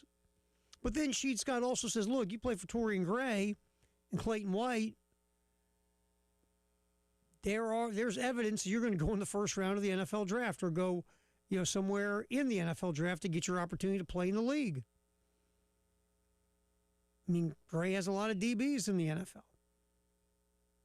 So I get it. This guy can showcase you and train you up to be an NFL defensive back. It's go somewhere where you can win, and 2, go somewhere where coaching staff can prepare you for the next level. So I guess Sheed Scott, absolutely. He saw it here in state close up, so he knows. All right, so spring practice, we'll get to some more sound next hour. A little Matthew Fuller. Also, try to get some Coach Oboku and Mason Love. We're going to get Coach Oboku definitely because the world of social media blew up watching one of Coach Clem's drills that Jack Veltri put up on Gamecock Central, or put on social media, I should say, covering that first practice. Because you get the first half hour-ish, and they were doing a drill, the offensive linemen, and social media just went crazy over it. So we'll get into that next hour. Absolutely. All right, a couple stories. One, so I'm spinning social media for a few minutes today on Twitter, because Twitter's good prep for doing these shows. You find a lot of stuff and see kooky things, and this was a kooky thing. There's a semi-pro wrestler, like WWE type wrestler, and the sound just doesn't translate. All right, I played you the sound. This guy, his gig, his shtick, his gimmick is he's a pizza guy. Like he works at a pizza restaurant. He makes pizzas. He jumps in the ring with the apron and the hat and all that. And he's got the pizza dough, and he's doing the pizza dough like he's spinning it around to get ready to make a pizza. And then he throws it or flicks it at his opponent and knocks his opponent down. This one guy threw the pizza dough, hit the guy in the face, guy fell down, he was knocked out. Who knew pizza dough was a weapon? If you're going to go out and maybe the parking lot's dark, forget taser, pepper spray, mace, billy club, take some pizza dough. Throw it at somebody, knock them right out. I mean, it was so stupid, it was funny. Really was. Really was. Also, last night, there was a brawl in the Sun Belt between Coastal Carolina's women and South Alabama's. That's the matchup she wants to against Cordesia Harris, but Harris just does a really good job in body positioning of not allowing any free passes. We've got swinging down in the paint now, and tempers have flared between Houston and Cordesia Harris. They're having to separate the players and bring them back to the bench, and now that will probably end up being technical fouls and problems. We see an official down on the floor in the paint. That is the most mellow call of chaos I've ever heard in my life. I mean, hands were being thrown, and a ref got hit and got knocked out. And my guy there, he's just chill. You would never know the chaos that's erupted on the court. And by the way, South Alabama came out with an official statement, and they wanted you to know that they do not condone fighting under any circumstances. I know you're shocked by that. That the South Alabama athletic director, Dr. Joel Erdman, wants you to know that the University of South Alabama does not condone fighting under any circumstance. Shocking, I know. But yeah, there's suspensions, all sorts of stuff coming out of that. But that call was the mellowest call of a fight I've ever heard in my life. Yeah, you know, right now there's some punches being thrown, and the referee's knocked out cold, and people are grabbing each other, and let's check the weather. 5 o'clock news sponsored by Integrated Media, and Eric Kemry in the 5 o'clock hour coming up on the postgame show.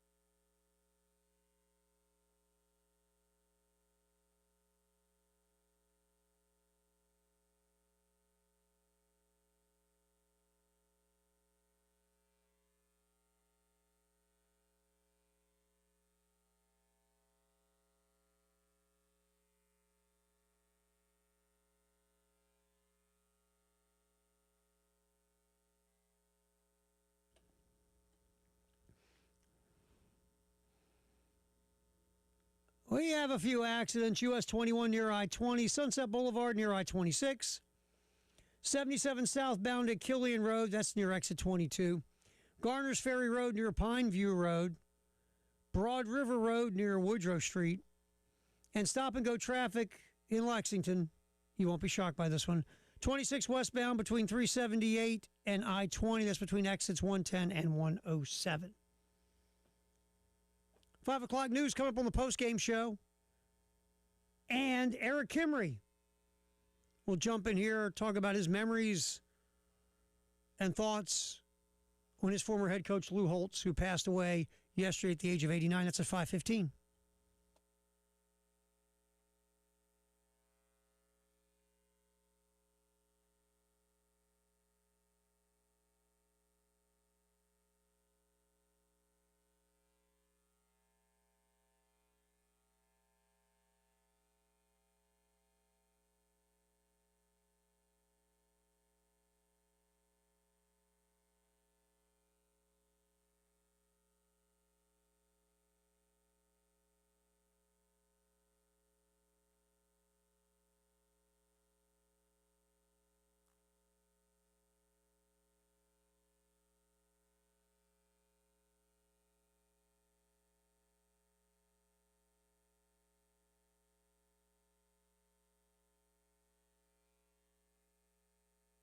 All right, 5 o'clock news, sponsored by our Buds Integrated Media here on The Game Network, at The Game TV Radio on YouTube. NFL news, to start the 5 o'clock news, Buffalo Bills have landed wide receiver DJ Moore in a trade with the Chicago Bears. The Bills are sending their 2026 second-round pick to Chicago in exchange for Moore and a 2026 fifth-round selection. That's according to Adam Schefter. The Bills will be guaranteeing $15.5 million of Moore's $23.5 million base salary in 2028. Moore's $23.5 million base salary is fully guaranteed for 2026. His 2027 salary of $23.5 million becomes fully guaranteed next week. Now, the league cannot officially be processed. This trade can't officially be processed till the new league year begins Wednesday. Now, it's going to be interesting. Again, you look at Moore's contract. Last year, Moore had his least amount of targets since his rookie year. Had his least amount of yards since he became like a real starter and weapon and things of that nature when he was with the Panthers. But if you look at Moore last season, the targets started to decrease because Chicago started going more to their young receivers. And so you're looking at Moore's cap number, his salary. The Bears are looking to shed some salary to get cap relief, to get more room and maneuverability in the cap. So they're like between 7 and 11 million under the cap of the Bears, and they love more flexibility. So I see the move. And Moore's like 29 years old. He's got probably maybe a couple of years left before you hit that wide receiver wall. He's not guaranteed to hit it. Some guys play at a high level past their early 30s, but you see a lot of wide receivers like pass rushers and running backs. You see that 30-year-old mark, and the decline's coming. Running backs is like 27 with some of them. Anyway, so basically the Bills will get a number one type receiver in DJ Moore, which they need, by the way. Because if you get Moore, you have good tight ends in Buffalo. They can help occupy the middle of the field and can help DJ Moore out. But you need a number one receiver, or at least a go-to receiver. You just do. And so in Buffalo, that will help greatly. Like I said, with the Bears, you have Rome Odunze, you have Luther Burden, Colston Loveland, the tight end. And Loveland's emergence means Cole Kmet will probably be a cap casualty, which would save Chicago like $11 million on the cap as well, if my memory serves me. So the deal makes sense for both teams. And really, the Bears getting themselves a second-round pick, that's a good deal. The Bills only have to guarantee $15.5 to $23.5 million base salary for Moore. That's a good deal for them. So everybody got a little something in this thing. And if DJ Moore can be the receiver that, I don't think DJ Moore is washed, like my kid would say. I just think his targets went down because Chicago started to target the young receivers more. In 2024, DJ Moore had a 900 and some yard receiving season. Now, has his yards per season gone down in the last couple of years? Yeah. But I still think maybe he might not be what he was 3-4 years ago, but still, he'll be far and away the Bills' best wide receiver. And maybe, we'll see those numbers go up now that he's not sharing all those targets with the young receivers. Again, I think it's a good move both sides. The Bills need to get a number one type wide receiver, or at least a go-to guy at wide receiver, because they don't have one. Keon Coleman hasn't worked out. The owner said that. Joshua Palmer, Curtis Samuel. Khalil Shakur is a nice number 2 or number 3, but he's nowhere near a number 1. Like I said, Keon Coleman just can't get out of his own way, it feels like. Curtis Samuel is just a guy, and so is Joshua Palmer at this point. So getting DJ Moore obviously upgrades the Bills' wide receiver room, and the Bears move on from Moore's contract. And now they've paved the way for Luther Burden to team up with Rome Odunze. And in Chicago, you got 2 young wide receivers on rookie deals that you're hoping can be your starters to go with Colston Loveland, the tight end. That is a nice trio, and they're on the cheap. In New Orleans, defensive end Cam Jordan, the Saints' all-time leader in sacks, will become a free agent when the new league year begins. Jordan is 36 years old. He's played 15 seasons in New Orleans. Been there a long time, man. Played at a high level for a long time for the Saints as well. But again, 36 years old is Jordan. Last year, again, pass rush, not what he used to be. As a run defender, he was better. He was a good run defender last year, but just his pass rush skills. Again, he's 36 years old. So Jordan will move on if he wants to keep playing football. He'll latch on somewhere, get a short-term veteran deal. But the Saints, and maybe this is starting to happen with what they're doing, going with Shuck at quarterback and some other younger pieces. The Saints have, you say the word rebuild, and they turn green and throw up. And I understand that, but at some point, your roster's aging. The ability level in your roster is going down. Your draft picks haven't locked in the way you were hoping. And you have to just start over. The Grim Reaper, the salary cap Grim Reaper gets you at some point.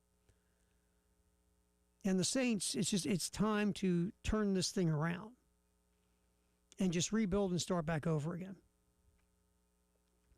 Quick NBA note, Dallas Maverick rookie Cooper Flagg cleared to return after missing the last 8 games due to a midfoot sprain. Flagg, the goal is to play Thursday night against Orlando. They have a back-to-back coming up, do the Mavs. Now, do you play Cooper Flagg in a back-to-back? You're just coming back from a foot injury or a foot sprain. I don't know if I play Cooper back-to-back. You want to get him out there and run with Orlando, fine. Then you have this back-to-back coming up with the Celtics. I'd probably play Cooper Flagg against Orlando, see how the foot is. But, if you don't, it might not be a good idea to play him in the second game on Friday night against Boston, but we'll see. But Cooper Flagg on the way back. Flagg's had a nice year, 20 points a game, 6.5 boards, 4 assists. But because Flagg has been injured and the emergence of his former teammate and former roommate, Con Knippel, with the Hornets, Knippel now is looked at as the betting favorite for Rookie of the Year. Now, again, Flagg is going to come back, get himself back in everybody's eyesight and memory banks. And if you look, Flagg, again, the biggest negative in his game has been he's been a below-average three-point shooter at 30%. Everything else, points, rebounds, assists, steals, shooting inside the three-point line. Cooper Flagg's been good free throw shooter. You look at his former bud there, Knippel, He's been killing it from three. If you just look at individual numbers. He's averaging a little bit less than Flag at 19 a game, but 44% from three, 87% from the line, almost 50% from the floor. 5.5 rebounds, 3.5 assists a game. I mean, Knipple has played well too, and Charlotte is one of the surprise teams in the East, if not the whole NBA. The Hornets are winning games, man. They're fun. I mean, Charlotte's now over 500. They're on a little bit of a tear. They've won 6 in a row, 7 of 10. And Knipple's a big part of that. So it's going to be fun to see the Rookie of the Year race going down the end of the season now that Cooper Flag is coming back from injury. A little NBA note, though, with Cooper Flag. 5 o'clock news, sponsored by Integrated Media as we roll. College basketball note. Providence, according to sources, will fire their head coach, Kim English, after the season. English will finish out his third year in Providence with a road game, ironically, against the guy he replaced in Ed Cooley, who hasn't tore it up at Georgetown, to be honest. So English and Providence, 14-16 this year, 7-12 in the Big East. English in his first season, you know, kind of still with some of Cooley's crew, was a successful first year. But since then, things have gone slowly in the other direction. Like I said, year one, Providence won 21 games. It was one of the final teams left out of the NCAA tournament. They got to the Big East semis. But since then, things have gone downhill. The last 2 years, English has gone 23-35. They lost 10 of their final 11 last year to finish 7-20. It was a rough year. This year's gotten a little bit better. Look, Kim English was a young and up-and-coming coach, and everybody thought he was going to be a star. And it hasn't worked out at Providence. And Providence, they're into hoops, man. Absolutely. That is a basketball school. Obviously, they'll put resources in it. They love it. So what's going on right now under Kim English? You sit here and say, well, be a little patient, give him one more year. You can say that. But it's gotten steadily worse the last 2 seasons. And in the world we live in today, you going backwards 2 years in a row might get you fired at certain schools. Now, me, if I was there, you just don't know the lay of the land every day. And looking at this, you go, well, the records have gotten worse. This year's a little bit better than last year, but still, you're not where you want to be. I might give Kim English one more year if it were me. Again, I brought Kim English in because I thought he was a young and up-and-coming coach. It's been 3 years. 1 year was solid. 2 years haven't been. Maybe you double-check, are you giving Kim English all the resources to win? What's it been like with Kim English if you were the athletic director day-to-day? But Providence, according to sources, already made up their mind. They are moving on from Kim English. And that's the thing. Look, when you hire these young and up-and-coming coaches who are in, like, mid-majors and they're having a good year, you always say, okay, first of all, did they build the program? Are they program builders? Did they come in there in a bad situation and all of a sudden started winning? Or are they gravy trading off of someone else's success? I've always said that about college football and college basketball coaches. Are they builders, or are they guys who just took over successful programs and then just, continue the success on, and now someone's going to hire them off of that success, but you got to take a deeper dive. You just can't look at their one-loss record, especially when they haven't coached a ton. I mean, English's record at George Mason, here you go, this is the thing. 1 year at 14-16, then 20-13, then hired at Providence. How much of that is enough of a resume, those 2 years at Mason, to think Kim English could jump to Providence and continue the success of Ed Cooley? And that's a legitimate question. Maybe English wasn't ready.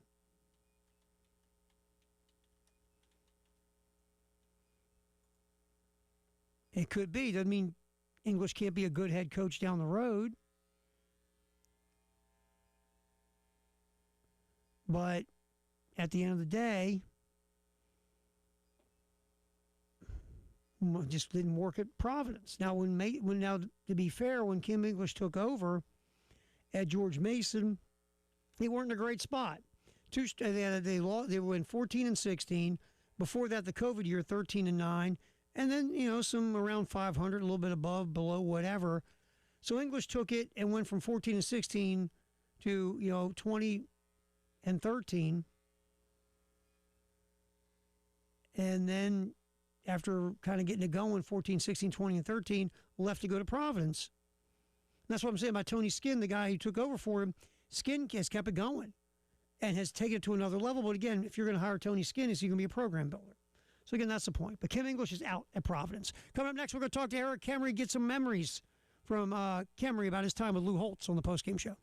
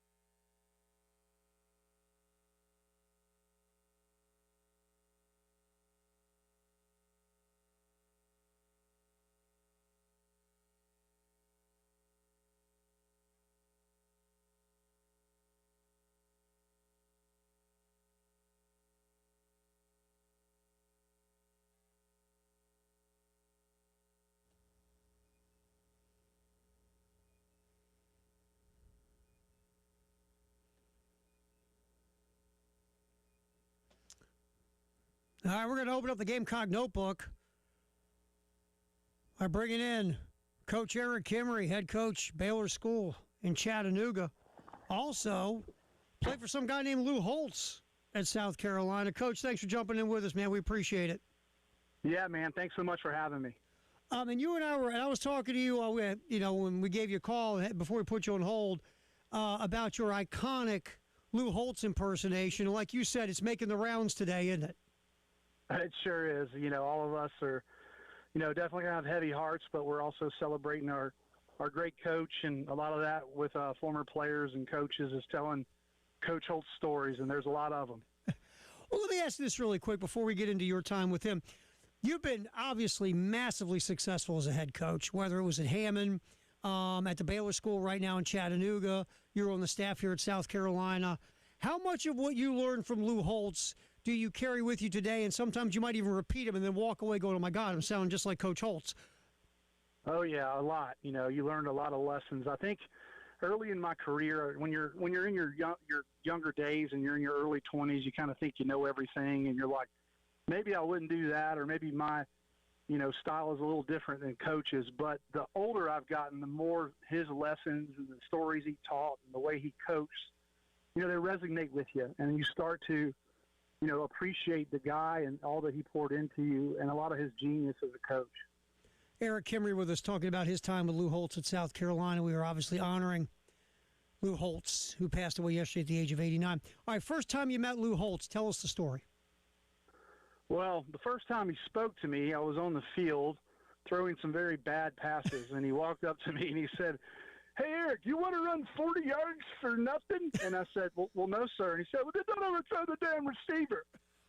So that was my introduction to him. But, no, I'll never forget the first meeting we had when he came in and was introduced as our head coach. And he walked in the room, and he immediately commanded everyone to sit up and look him in the eye. And we kind of all knew right then and there that there was something about this guy and that things at South Carolina were getting ready to change for a positive way. So he commanded that type of respect. He had that kind of persona. He was a really special guy. Yeah, and talking about that first season, that 0-11 season, that really kind of like hardened you guys up for what happened that next year when you flipped the script and went 8-4. Even though you were going through, it was a tough year, and nobody likes to lose like that.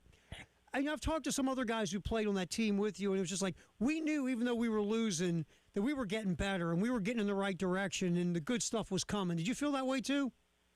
Yeah, we totally did. And even though, like you said, we went 0-11, we saw a drastic improvement through the year and even lost some close games to a really good Florida and Clemson team at the end of the year. So we felt like it was inevitable. We had an unfortunate series of events where we lost, I think, double-digit offensive linemen that year.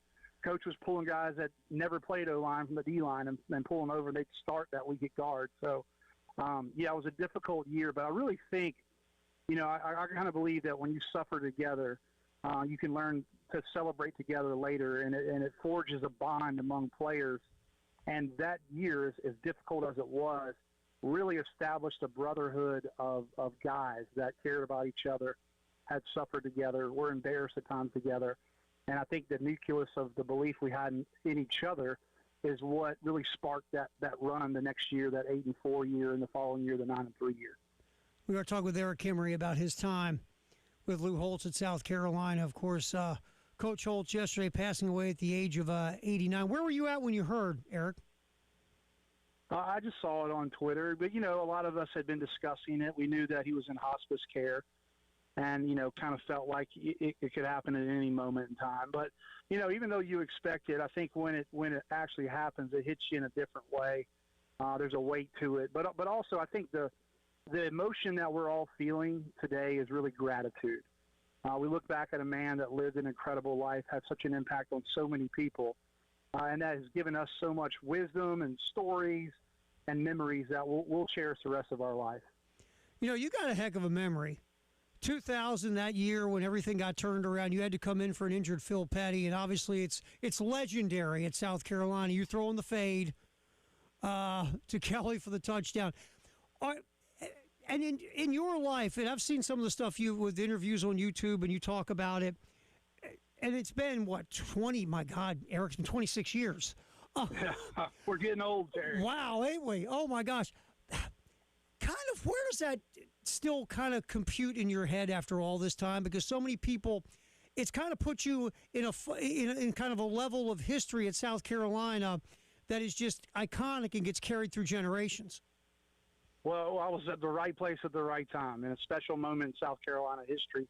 I always joke, I think I'm the worst player known by something positive in South Carolina football history. So, listen, I like to give credit to the guys that actually went out there and played a whole lot that were really, really good players. You know, people forget that Phil Petty threw for over 300 yards in that game, had probably the game of his career, and got hurt, and I was able to come in and do that. But it's a special memory for me. It's one that I'll cherish my entire life. Like I said, to be known by something positive in my playing career, even though I was a very subpar quarterback, is something that is just special. And it's great to catch up with old Carolina fans when I'm back in Columbia and tell those kind of stories. And so many of the stories that we share with Coach Holtz, those kind of magical years where we turn that thing around. Eric Kemry hanging out with us, talking about the memory and the good times of playing for Lou Holtz at South Carolina. Lou Holtz, of course, passing away yesterday at the age of 89. Post-game show with Terry Ford here on The Game. Eric, everybody's been telling some Lou stories, and obviously you have a fantastic Lou Holtz impersonation. I'm going to play it later because it's so good. But when you think about all the lessons you learned from Lou, so many people talk about more life than football. Is there one in life that just has stuck with you all the way through to this day? You know, I'm going to share two with you, Terry. One kind of applies, generally, and that was coaches. This thing was, can I trust you? Do I trust you? Do you care, and are you committed? And his whole life revolved around those three principles: trust, love, and care. And he applied those to football, generally speaking. So I think about those a lot for sure. And then one practical piece of advice he gave is that, being a father, he said, make sure that your children, the biggest gift that you can give your children is the way that you approach and you love your wife. And to me, that was just simple advice. And Coach was brilliant at giving simple advice that as you get older through life, you look back on and say, you know what, that's really rings true, and that's really served me well in my life. And last thing before we let you go, and again, I appreciate your time today, Eric. I know you're massively busy, Coach, so thank you. When you're sitting and thinking about, like, yesterday, when you find out, the passing of Coach Holtz, what were some of the first things that went through your mind? I just think those memories, those interactions with him, everyone saw this kind of larger-than-life coach, but down deep, he cared, and he had such strong convictions about what he was doing. I think, Terry, where he was most masterful was his understanding of the spirit of a team and how to kind of shepherd and minister that spirit. He gave us what we needed when we needed it, whether it was a stern word or whether it was a good joke or story or whether he really grinded us to keep us to focus, to not get overconfident because of a wind. And I think just looking back now, especially as a coach myself, I just think back at some of those speeches and some of those talks, but also those intimate moments where, he looked at me in the hotel after the Outback Bowl and he said, Eric, you did a beautiful job this year. When he walked up to me and pretty much offered me my first job when I was a scout team quarterback, asked me if I wanted to get into coaching and said he had a job for me and then hired me 4 years later. So, those things, like I said, will stay with me forever. And we're all super grateful for the man Lou Holtz was and for all that he poured into us. All right, got to end on a light note. Do you know how he did the magic trick? Did you ever figure it out? No, God, no, man. I looked at that thing the other day. It's incredible, and I asked Grok how he does it, and it answered, but I could never figure it out. And I think I've seen him do it maybe 5 times, up front and close. So, he was a magician. He was a magician with words, and he was a magician in the way that he coached football. Coach Eric Kemry. Coach, we appreciate you. Thank you for sharing memories on Coach Holtz today. Good luck with everything you do, too, my friend. Thank you very much. Thank you, Terry. Appreciate you having me on. All right, thank you. Have a good one. There's Eric Kemry talking to us about his thoughts and memories on Lou Holtz. We'll come back. A drive around the SEC is next here on the post-game show with Terry Ford on The Game Network, and at The Game TV Radio on YouTube.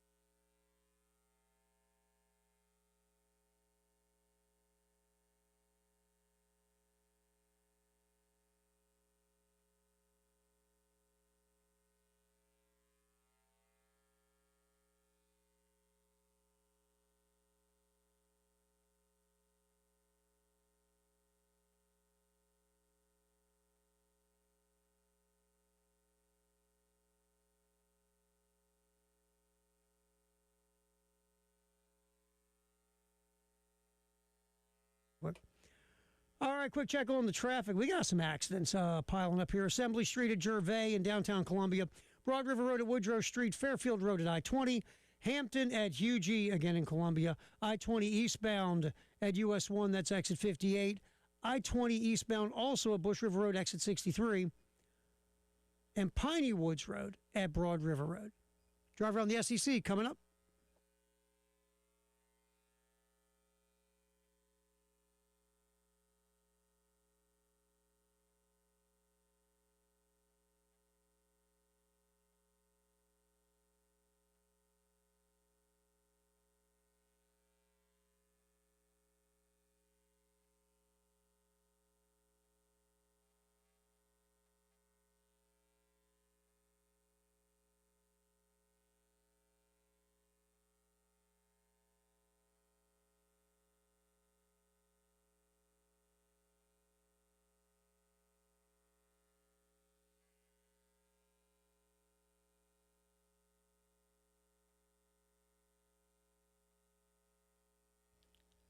All right, post-game show. Terry Ford, get our drive around the SEC cooking. Women's tournament going on today. South Carolina now knows they will play Kentucky.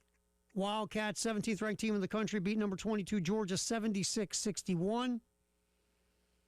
So Kentucky moves on to face South Carolina tomorrow, 11:30 pregame, noon tip here on the Game in Columbia. Clara Strack, to nobody's shock, 33 points. Strack 12 of 22 from the floor, 5 of 7 from 3, 4 of 4 from the line, also 8 rebounds in the game.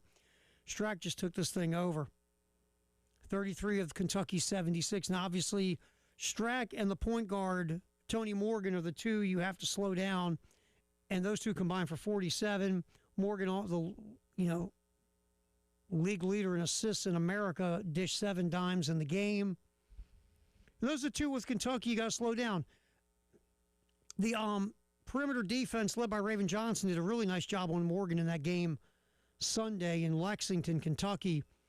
Yeah, Morgan had a rough day. Shooting it, wasn't really running the offense without a lot of heat from Raven Johnson and the perimeter defenders for South Carolina.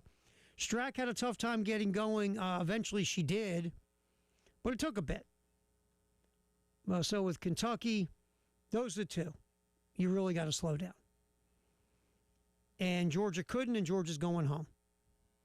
Also in the SEC, Oklahoma blistering Florida, number 7th ranked Sooners over the Gators, 82-64 to move on. 2 more games coming up tonight. Tennessee, who's been scuffling. Lady Vols, it's been 6 straight losses. Overall, let's see, they've lost 8 of 10. A team that started the year on a heater has really been scuffling. Ever since they had a game postponed with Ole Miss, they've been, 1, 2, 3, 4, 5, 6, 7, 8, 9, 2-9 since that postponement. So the Lady Vols, it's been a struggle. They'll take on an Alabama team who won 22 games but only finished 7-9 in the SEC. Alabama really good. I mean, they were undefeated for a good portion of the season until they got to league play. They were undefeated when they played South Carolina here in Columbia. South Carolina smacked them. After that game, Alabama did kind of get it together and win 3 straight, including a home W against Kentucky. But since then, it's been a lot of back and forth, up and down for Alabama. They 5-8, I believe, down the stretch. So you got 2 teams who have been scuffling and struggling a bit. Alabama, matter of fact, has lost 5 of their last 7. So 2 struggling teams in Alabama and Tennessee going at it tonight. And the winner will advance, obviously. Auburn and number 24, Ole Miss. That's a 6 o'clock tip. The Alabama-Tennessee game is the final contest of the night, roughly around 8:30. And then Friday, you have Kentucky and South Carolina. LSU, Vanderbilt, and Texas also with the buys.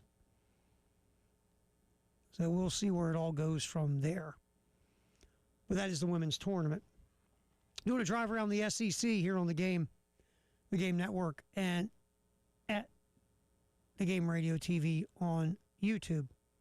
In the SEC for the men, nothing until Saturday as the regular season will end. And right now, if you look at the conference standings regarding the men, Florida has just taken over the league. Gators, early in the year, they lost some really good teams. The backcourt was kind of a mess, not playing to the level they hoped it would. But since then, the backcourt has gotten better. The front line is the best in America. Florida with a 3-game lead over Alabama going into the end, the final weekend of the season. Florida 15-2, Bama and Arkansas 12-5. If Arkansas could play the SEC tournament and the NCAA tournament in Fayetteville, Arkansas might win both titles. Problem is Arkansas has got to play away from home and hit the neutral sites in the postseason. Razorbacks and tied at 12-5. Tennessee sitting at 11-6. Missouri, Vanderbilt, Texas A&M, Kentucky all 10-7. Georgia and Texas 9-8, Auburn 7-10, Oklahoma 6-11, Mississippi State 5-12, Ole Miss 4-13, LSU, South Carolina 3-14. Who is the most disappointing team in the SEC? If you look on paper, your first thought, Auburn had a top 15 team, and they're 7-10 in the league, and they're barely over 500 overall. But Kentucky, yes, Kentucky is in the dance. They should be 10-7, 19-11. If you look at Joe Lunardi's bracketology, Kentucky's in. But they've been a huge disappointment. $20 million roughly on that roster, and you're limping into the NCAA tournament, and you're only 10-7 and 19-11. And oh, by the way, they like basketball a little bit in Lexington, Kentucky, last time I checked. So you can bat that back and forth of which one you want to pick. Both can get votes for disappointing.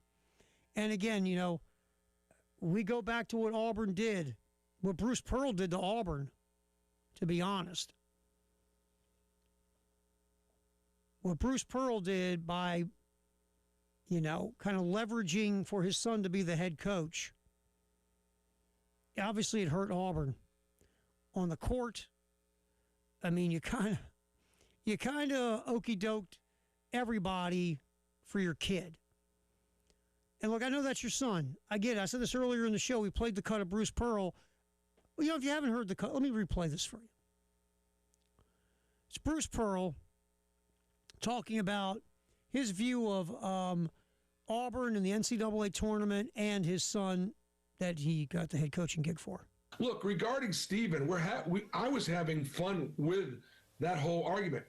I'll state the case for teams like TCU or Auburn or different teams. TCU had a great win last night beating Texas Tech. Huge win, puts them in a tournament. Ohio State has a huge win over Purdue, may put them in a tournament, okay? When right now Auburn is on the bubble. They are either going to play their way in or play their way out. Okay, that's going to be determined. Had they beaten Ole Miss last Saturday, they beat LSU last night, it may have been enough. Looks to me like they got to win one more to get in. That's objectively how I feel. Am I rooting for my son to make the NCAA tournament? Of course I am. Did I help my son get the job? Nepotism? Of course I did. Yeah. Look, I have no problem with Bruce Pearl rooting for Auburn. I mean, he coached there for a good amount of time. Turned around Auburn basketball. Greatest coach in the history of Auburn basketball. Got Auburn to a Final Four. I mean, of course, if you're Bruce Pearl, you're rooting for Auburn. I get that. But again, getting your son the job to the detriment right now of the program, the players, the fan base, just so your kid could be the head coach at Auburn. I said this earlier in the show. I'm just not down with that. I'm not. You can love your kids. But the other point is, are you putting your son in the best position to succeed? Stephen Pearl looks in over his head. And that might change. He might end up being a hell of a coach. And we'll all sit back and go, this was just a learning year, and he benefited from it, and in the long run, it worked out. But right now, it doesn't look good. He does. He looks like a Nepo baby. There's no doubt. He looks like a guy that didn't deserve a job, and the only reason he got it was because of daddy. Just the way it looks. I said this about Richard Pitino. Richard Pitino got a job at Minnesota he didn't deserve because his last name was Pitino. He was a Florida Atlantic for 1 year. They were, and then he got the job at Minnesota, and he was in over his head. Now, to Richard Pitino's credit, he got his career back on track at New Mexico, did a good job, and now he's at Xavier, and this year has been, mediocre. But again, Auburn, arguably the most disappointing team in the league, along with Kentucky, and Auburn, it's because, again, Bruce Pearl did what Bruce Pearl did, which I don't agree with. All right, you drive around the SEC. We'll pop back and, again, we'll look at a little wagering angle in tonight's World of Sports. And Eric Kimry, his great impersonation of Lou Holtz. It's coming up here on the postgame show on the Game.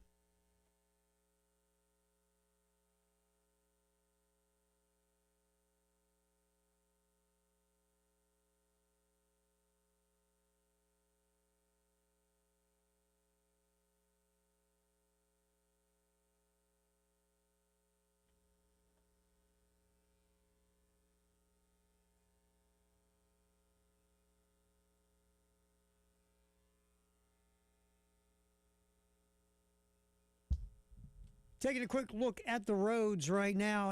There's an accident at Assembly at Gervais. Also, Fairfield Road near I-20. Hampton at Hughie in downtown Columbia. I-20 eastbound at US 1. That's exit 58. I-20 eastbound. Bush River Road, exit 63. Also, Piney Grove Road at Broad River Road.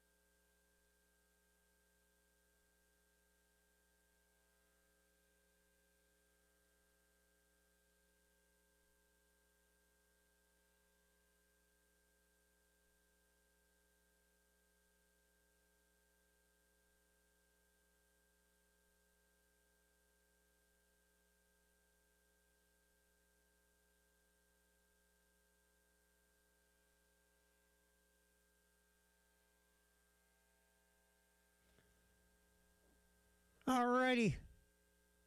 Take a look at a couple top 25 games, the number, the line, the wagering angle. Get to that. Before we do, though, Crescent Construction Grand Slam Contest. Gamecock hitter goes yard with the bases loaded. You can win cash. Pot goes up $25 every game. We got 14 games. Still no Grand Slam yet. That would be, what, $350, I believe? All right, Terry Ford, hanging out with your post-game show here on the Game. We're going to check the wagering angle of a couple of games in the top 25. Before we do, though, Crescent Construction Grand Slam Contest. 14 games in, no Grand Slams. I believe that is, what, $350? If a Gamecock hitter goes yard with the bases loaded, you just go to 1075thegame.com to register. Again, a Grand Slam by a Gamecock could win you cash against the Crescent Construction Grand Slam Contest here on the Game and the Game Network.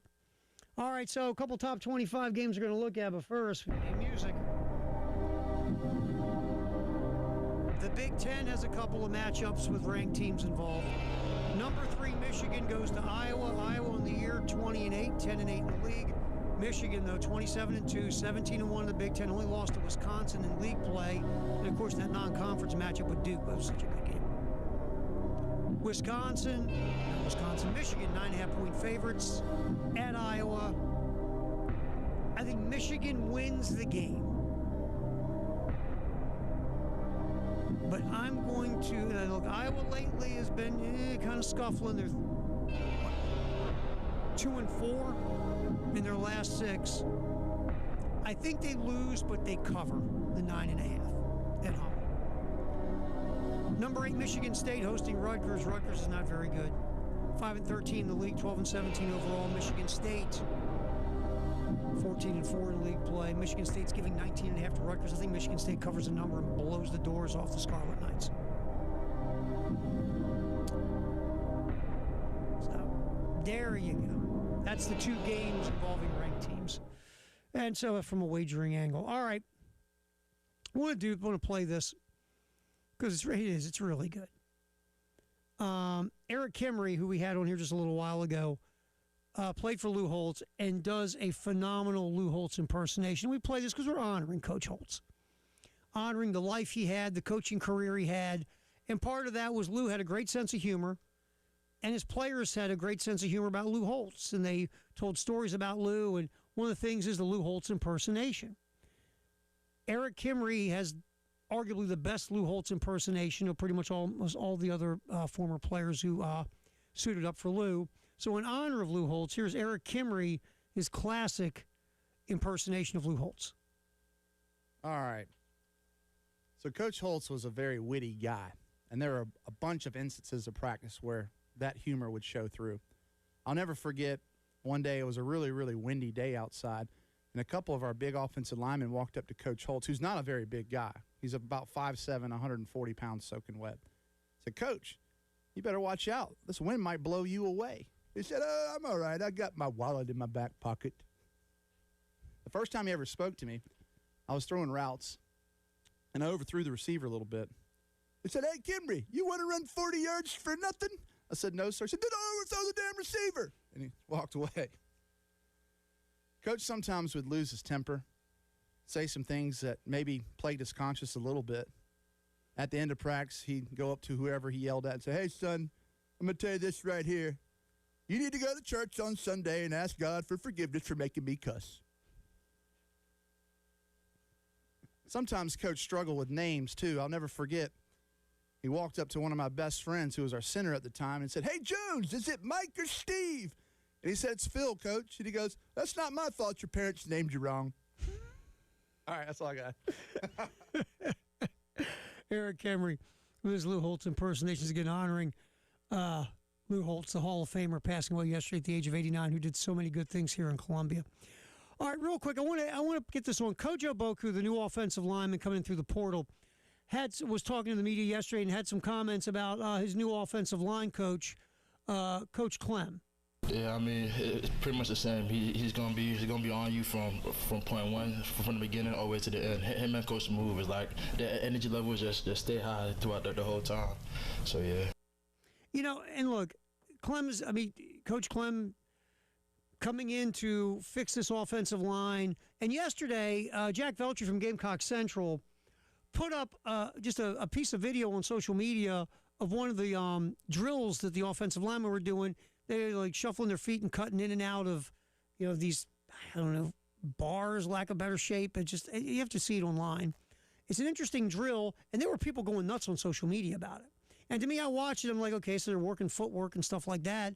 I never played offensive line, never coached it. I mean, again, I'm watching it going, okay, there's a method to the madness here, obviously, of what he's doing. There were people going nuts about it. Some people loved it. Some people hated it. Some people were like, what is he doing? Some people going, can't you see what he's doing? He's doing this and that, and this is going to help this and that. And I'm just like, it's a drill, man. It's just a drill. And coaches always are trying different stuff. Or maybe for Coach Clem, this drill works certain things. Obviously, to me, footwork was part of this, being able to move your feet and be quick with your feet and your footwork. But I was just like, I don't know what else is going on here, and I don't care as long as it works. But people were like intense. And I was like, it's a drill. Wow. It was something. It was. And to me, after what's going on with the South Carolina offensive line, even in my time here, I don't care what old Coach Clem's doing as long as it works. Who cares? If this offensive line is much better in 2026 than it has been, okay. That's all that matters. And the drill was just a drill, and it was fascinating. It is social media itself. It's again, it's built for everybody to have a comment, and that's great and wonderful, and everybody's got an opinion, and go for it. But even on this, it's just a drill. Fascinating. Anyway, to me, I was like, hey, go for it, Coach Clem. Whatever you got to do to make the offensive line better, go ahead, man. If you think these guys should knit quilts and it'll help, knit. All right, we're done. Finish history down the road. Thanks a lot for hanging out with us. We appreciate you. We'll do this again tomorrow after women's basketball, South Carolina and Kentucky, the quarters of the SEC Women's Tournament, 11:30. Our coverage starts here. Tip is at noon. We will talk to you tomorrow. Have a good night. See you.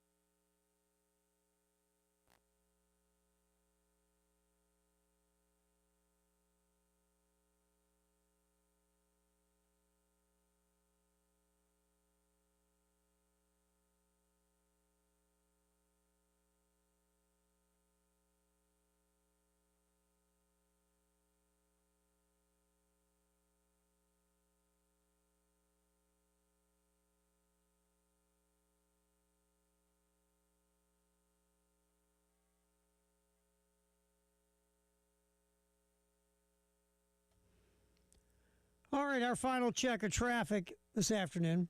Some stop and go, still I-26 westbound between Sunset Boulevard and St. Andrews Road. That's exit 110 and 106. Richland I-20 westbound between US 176, that's exit 65, and Bush River Road, exit 63. State House Park, Assembly at Gervais, we have an accident. Also Fairfield Road near I-20. I-20 eastbound at Bush River Road, exit 63.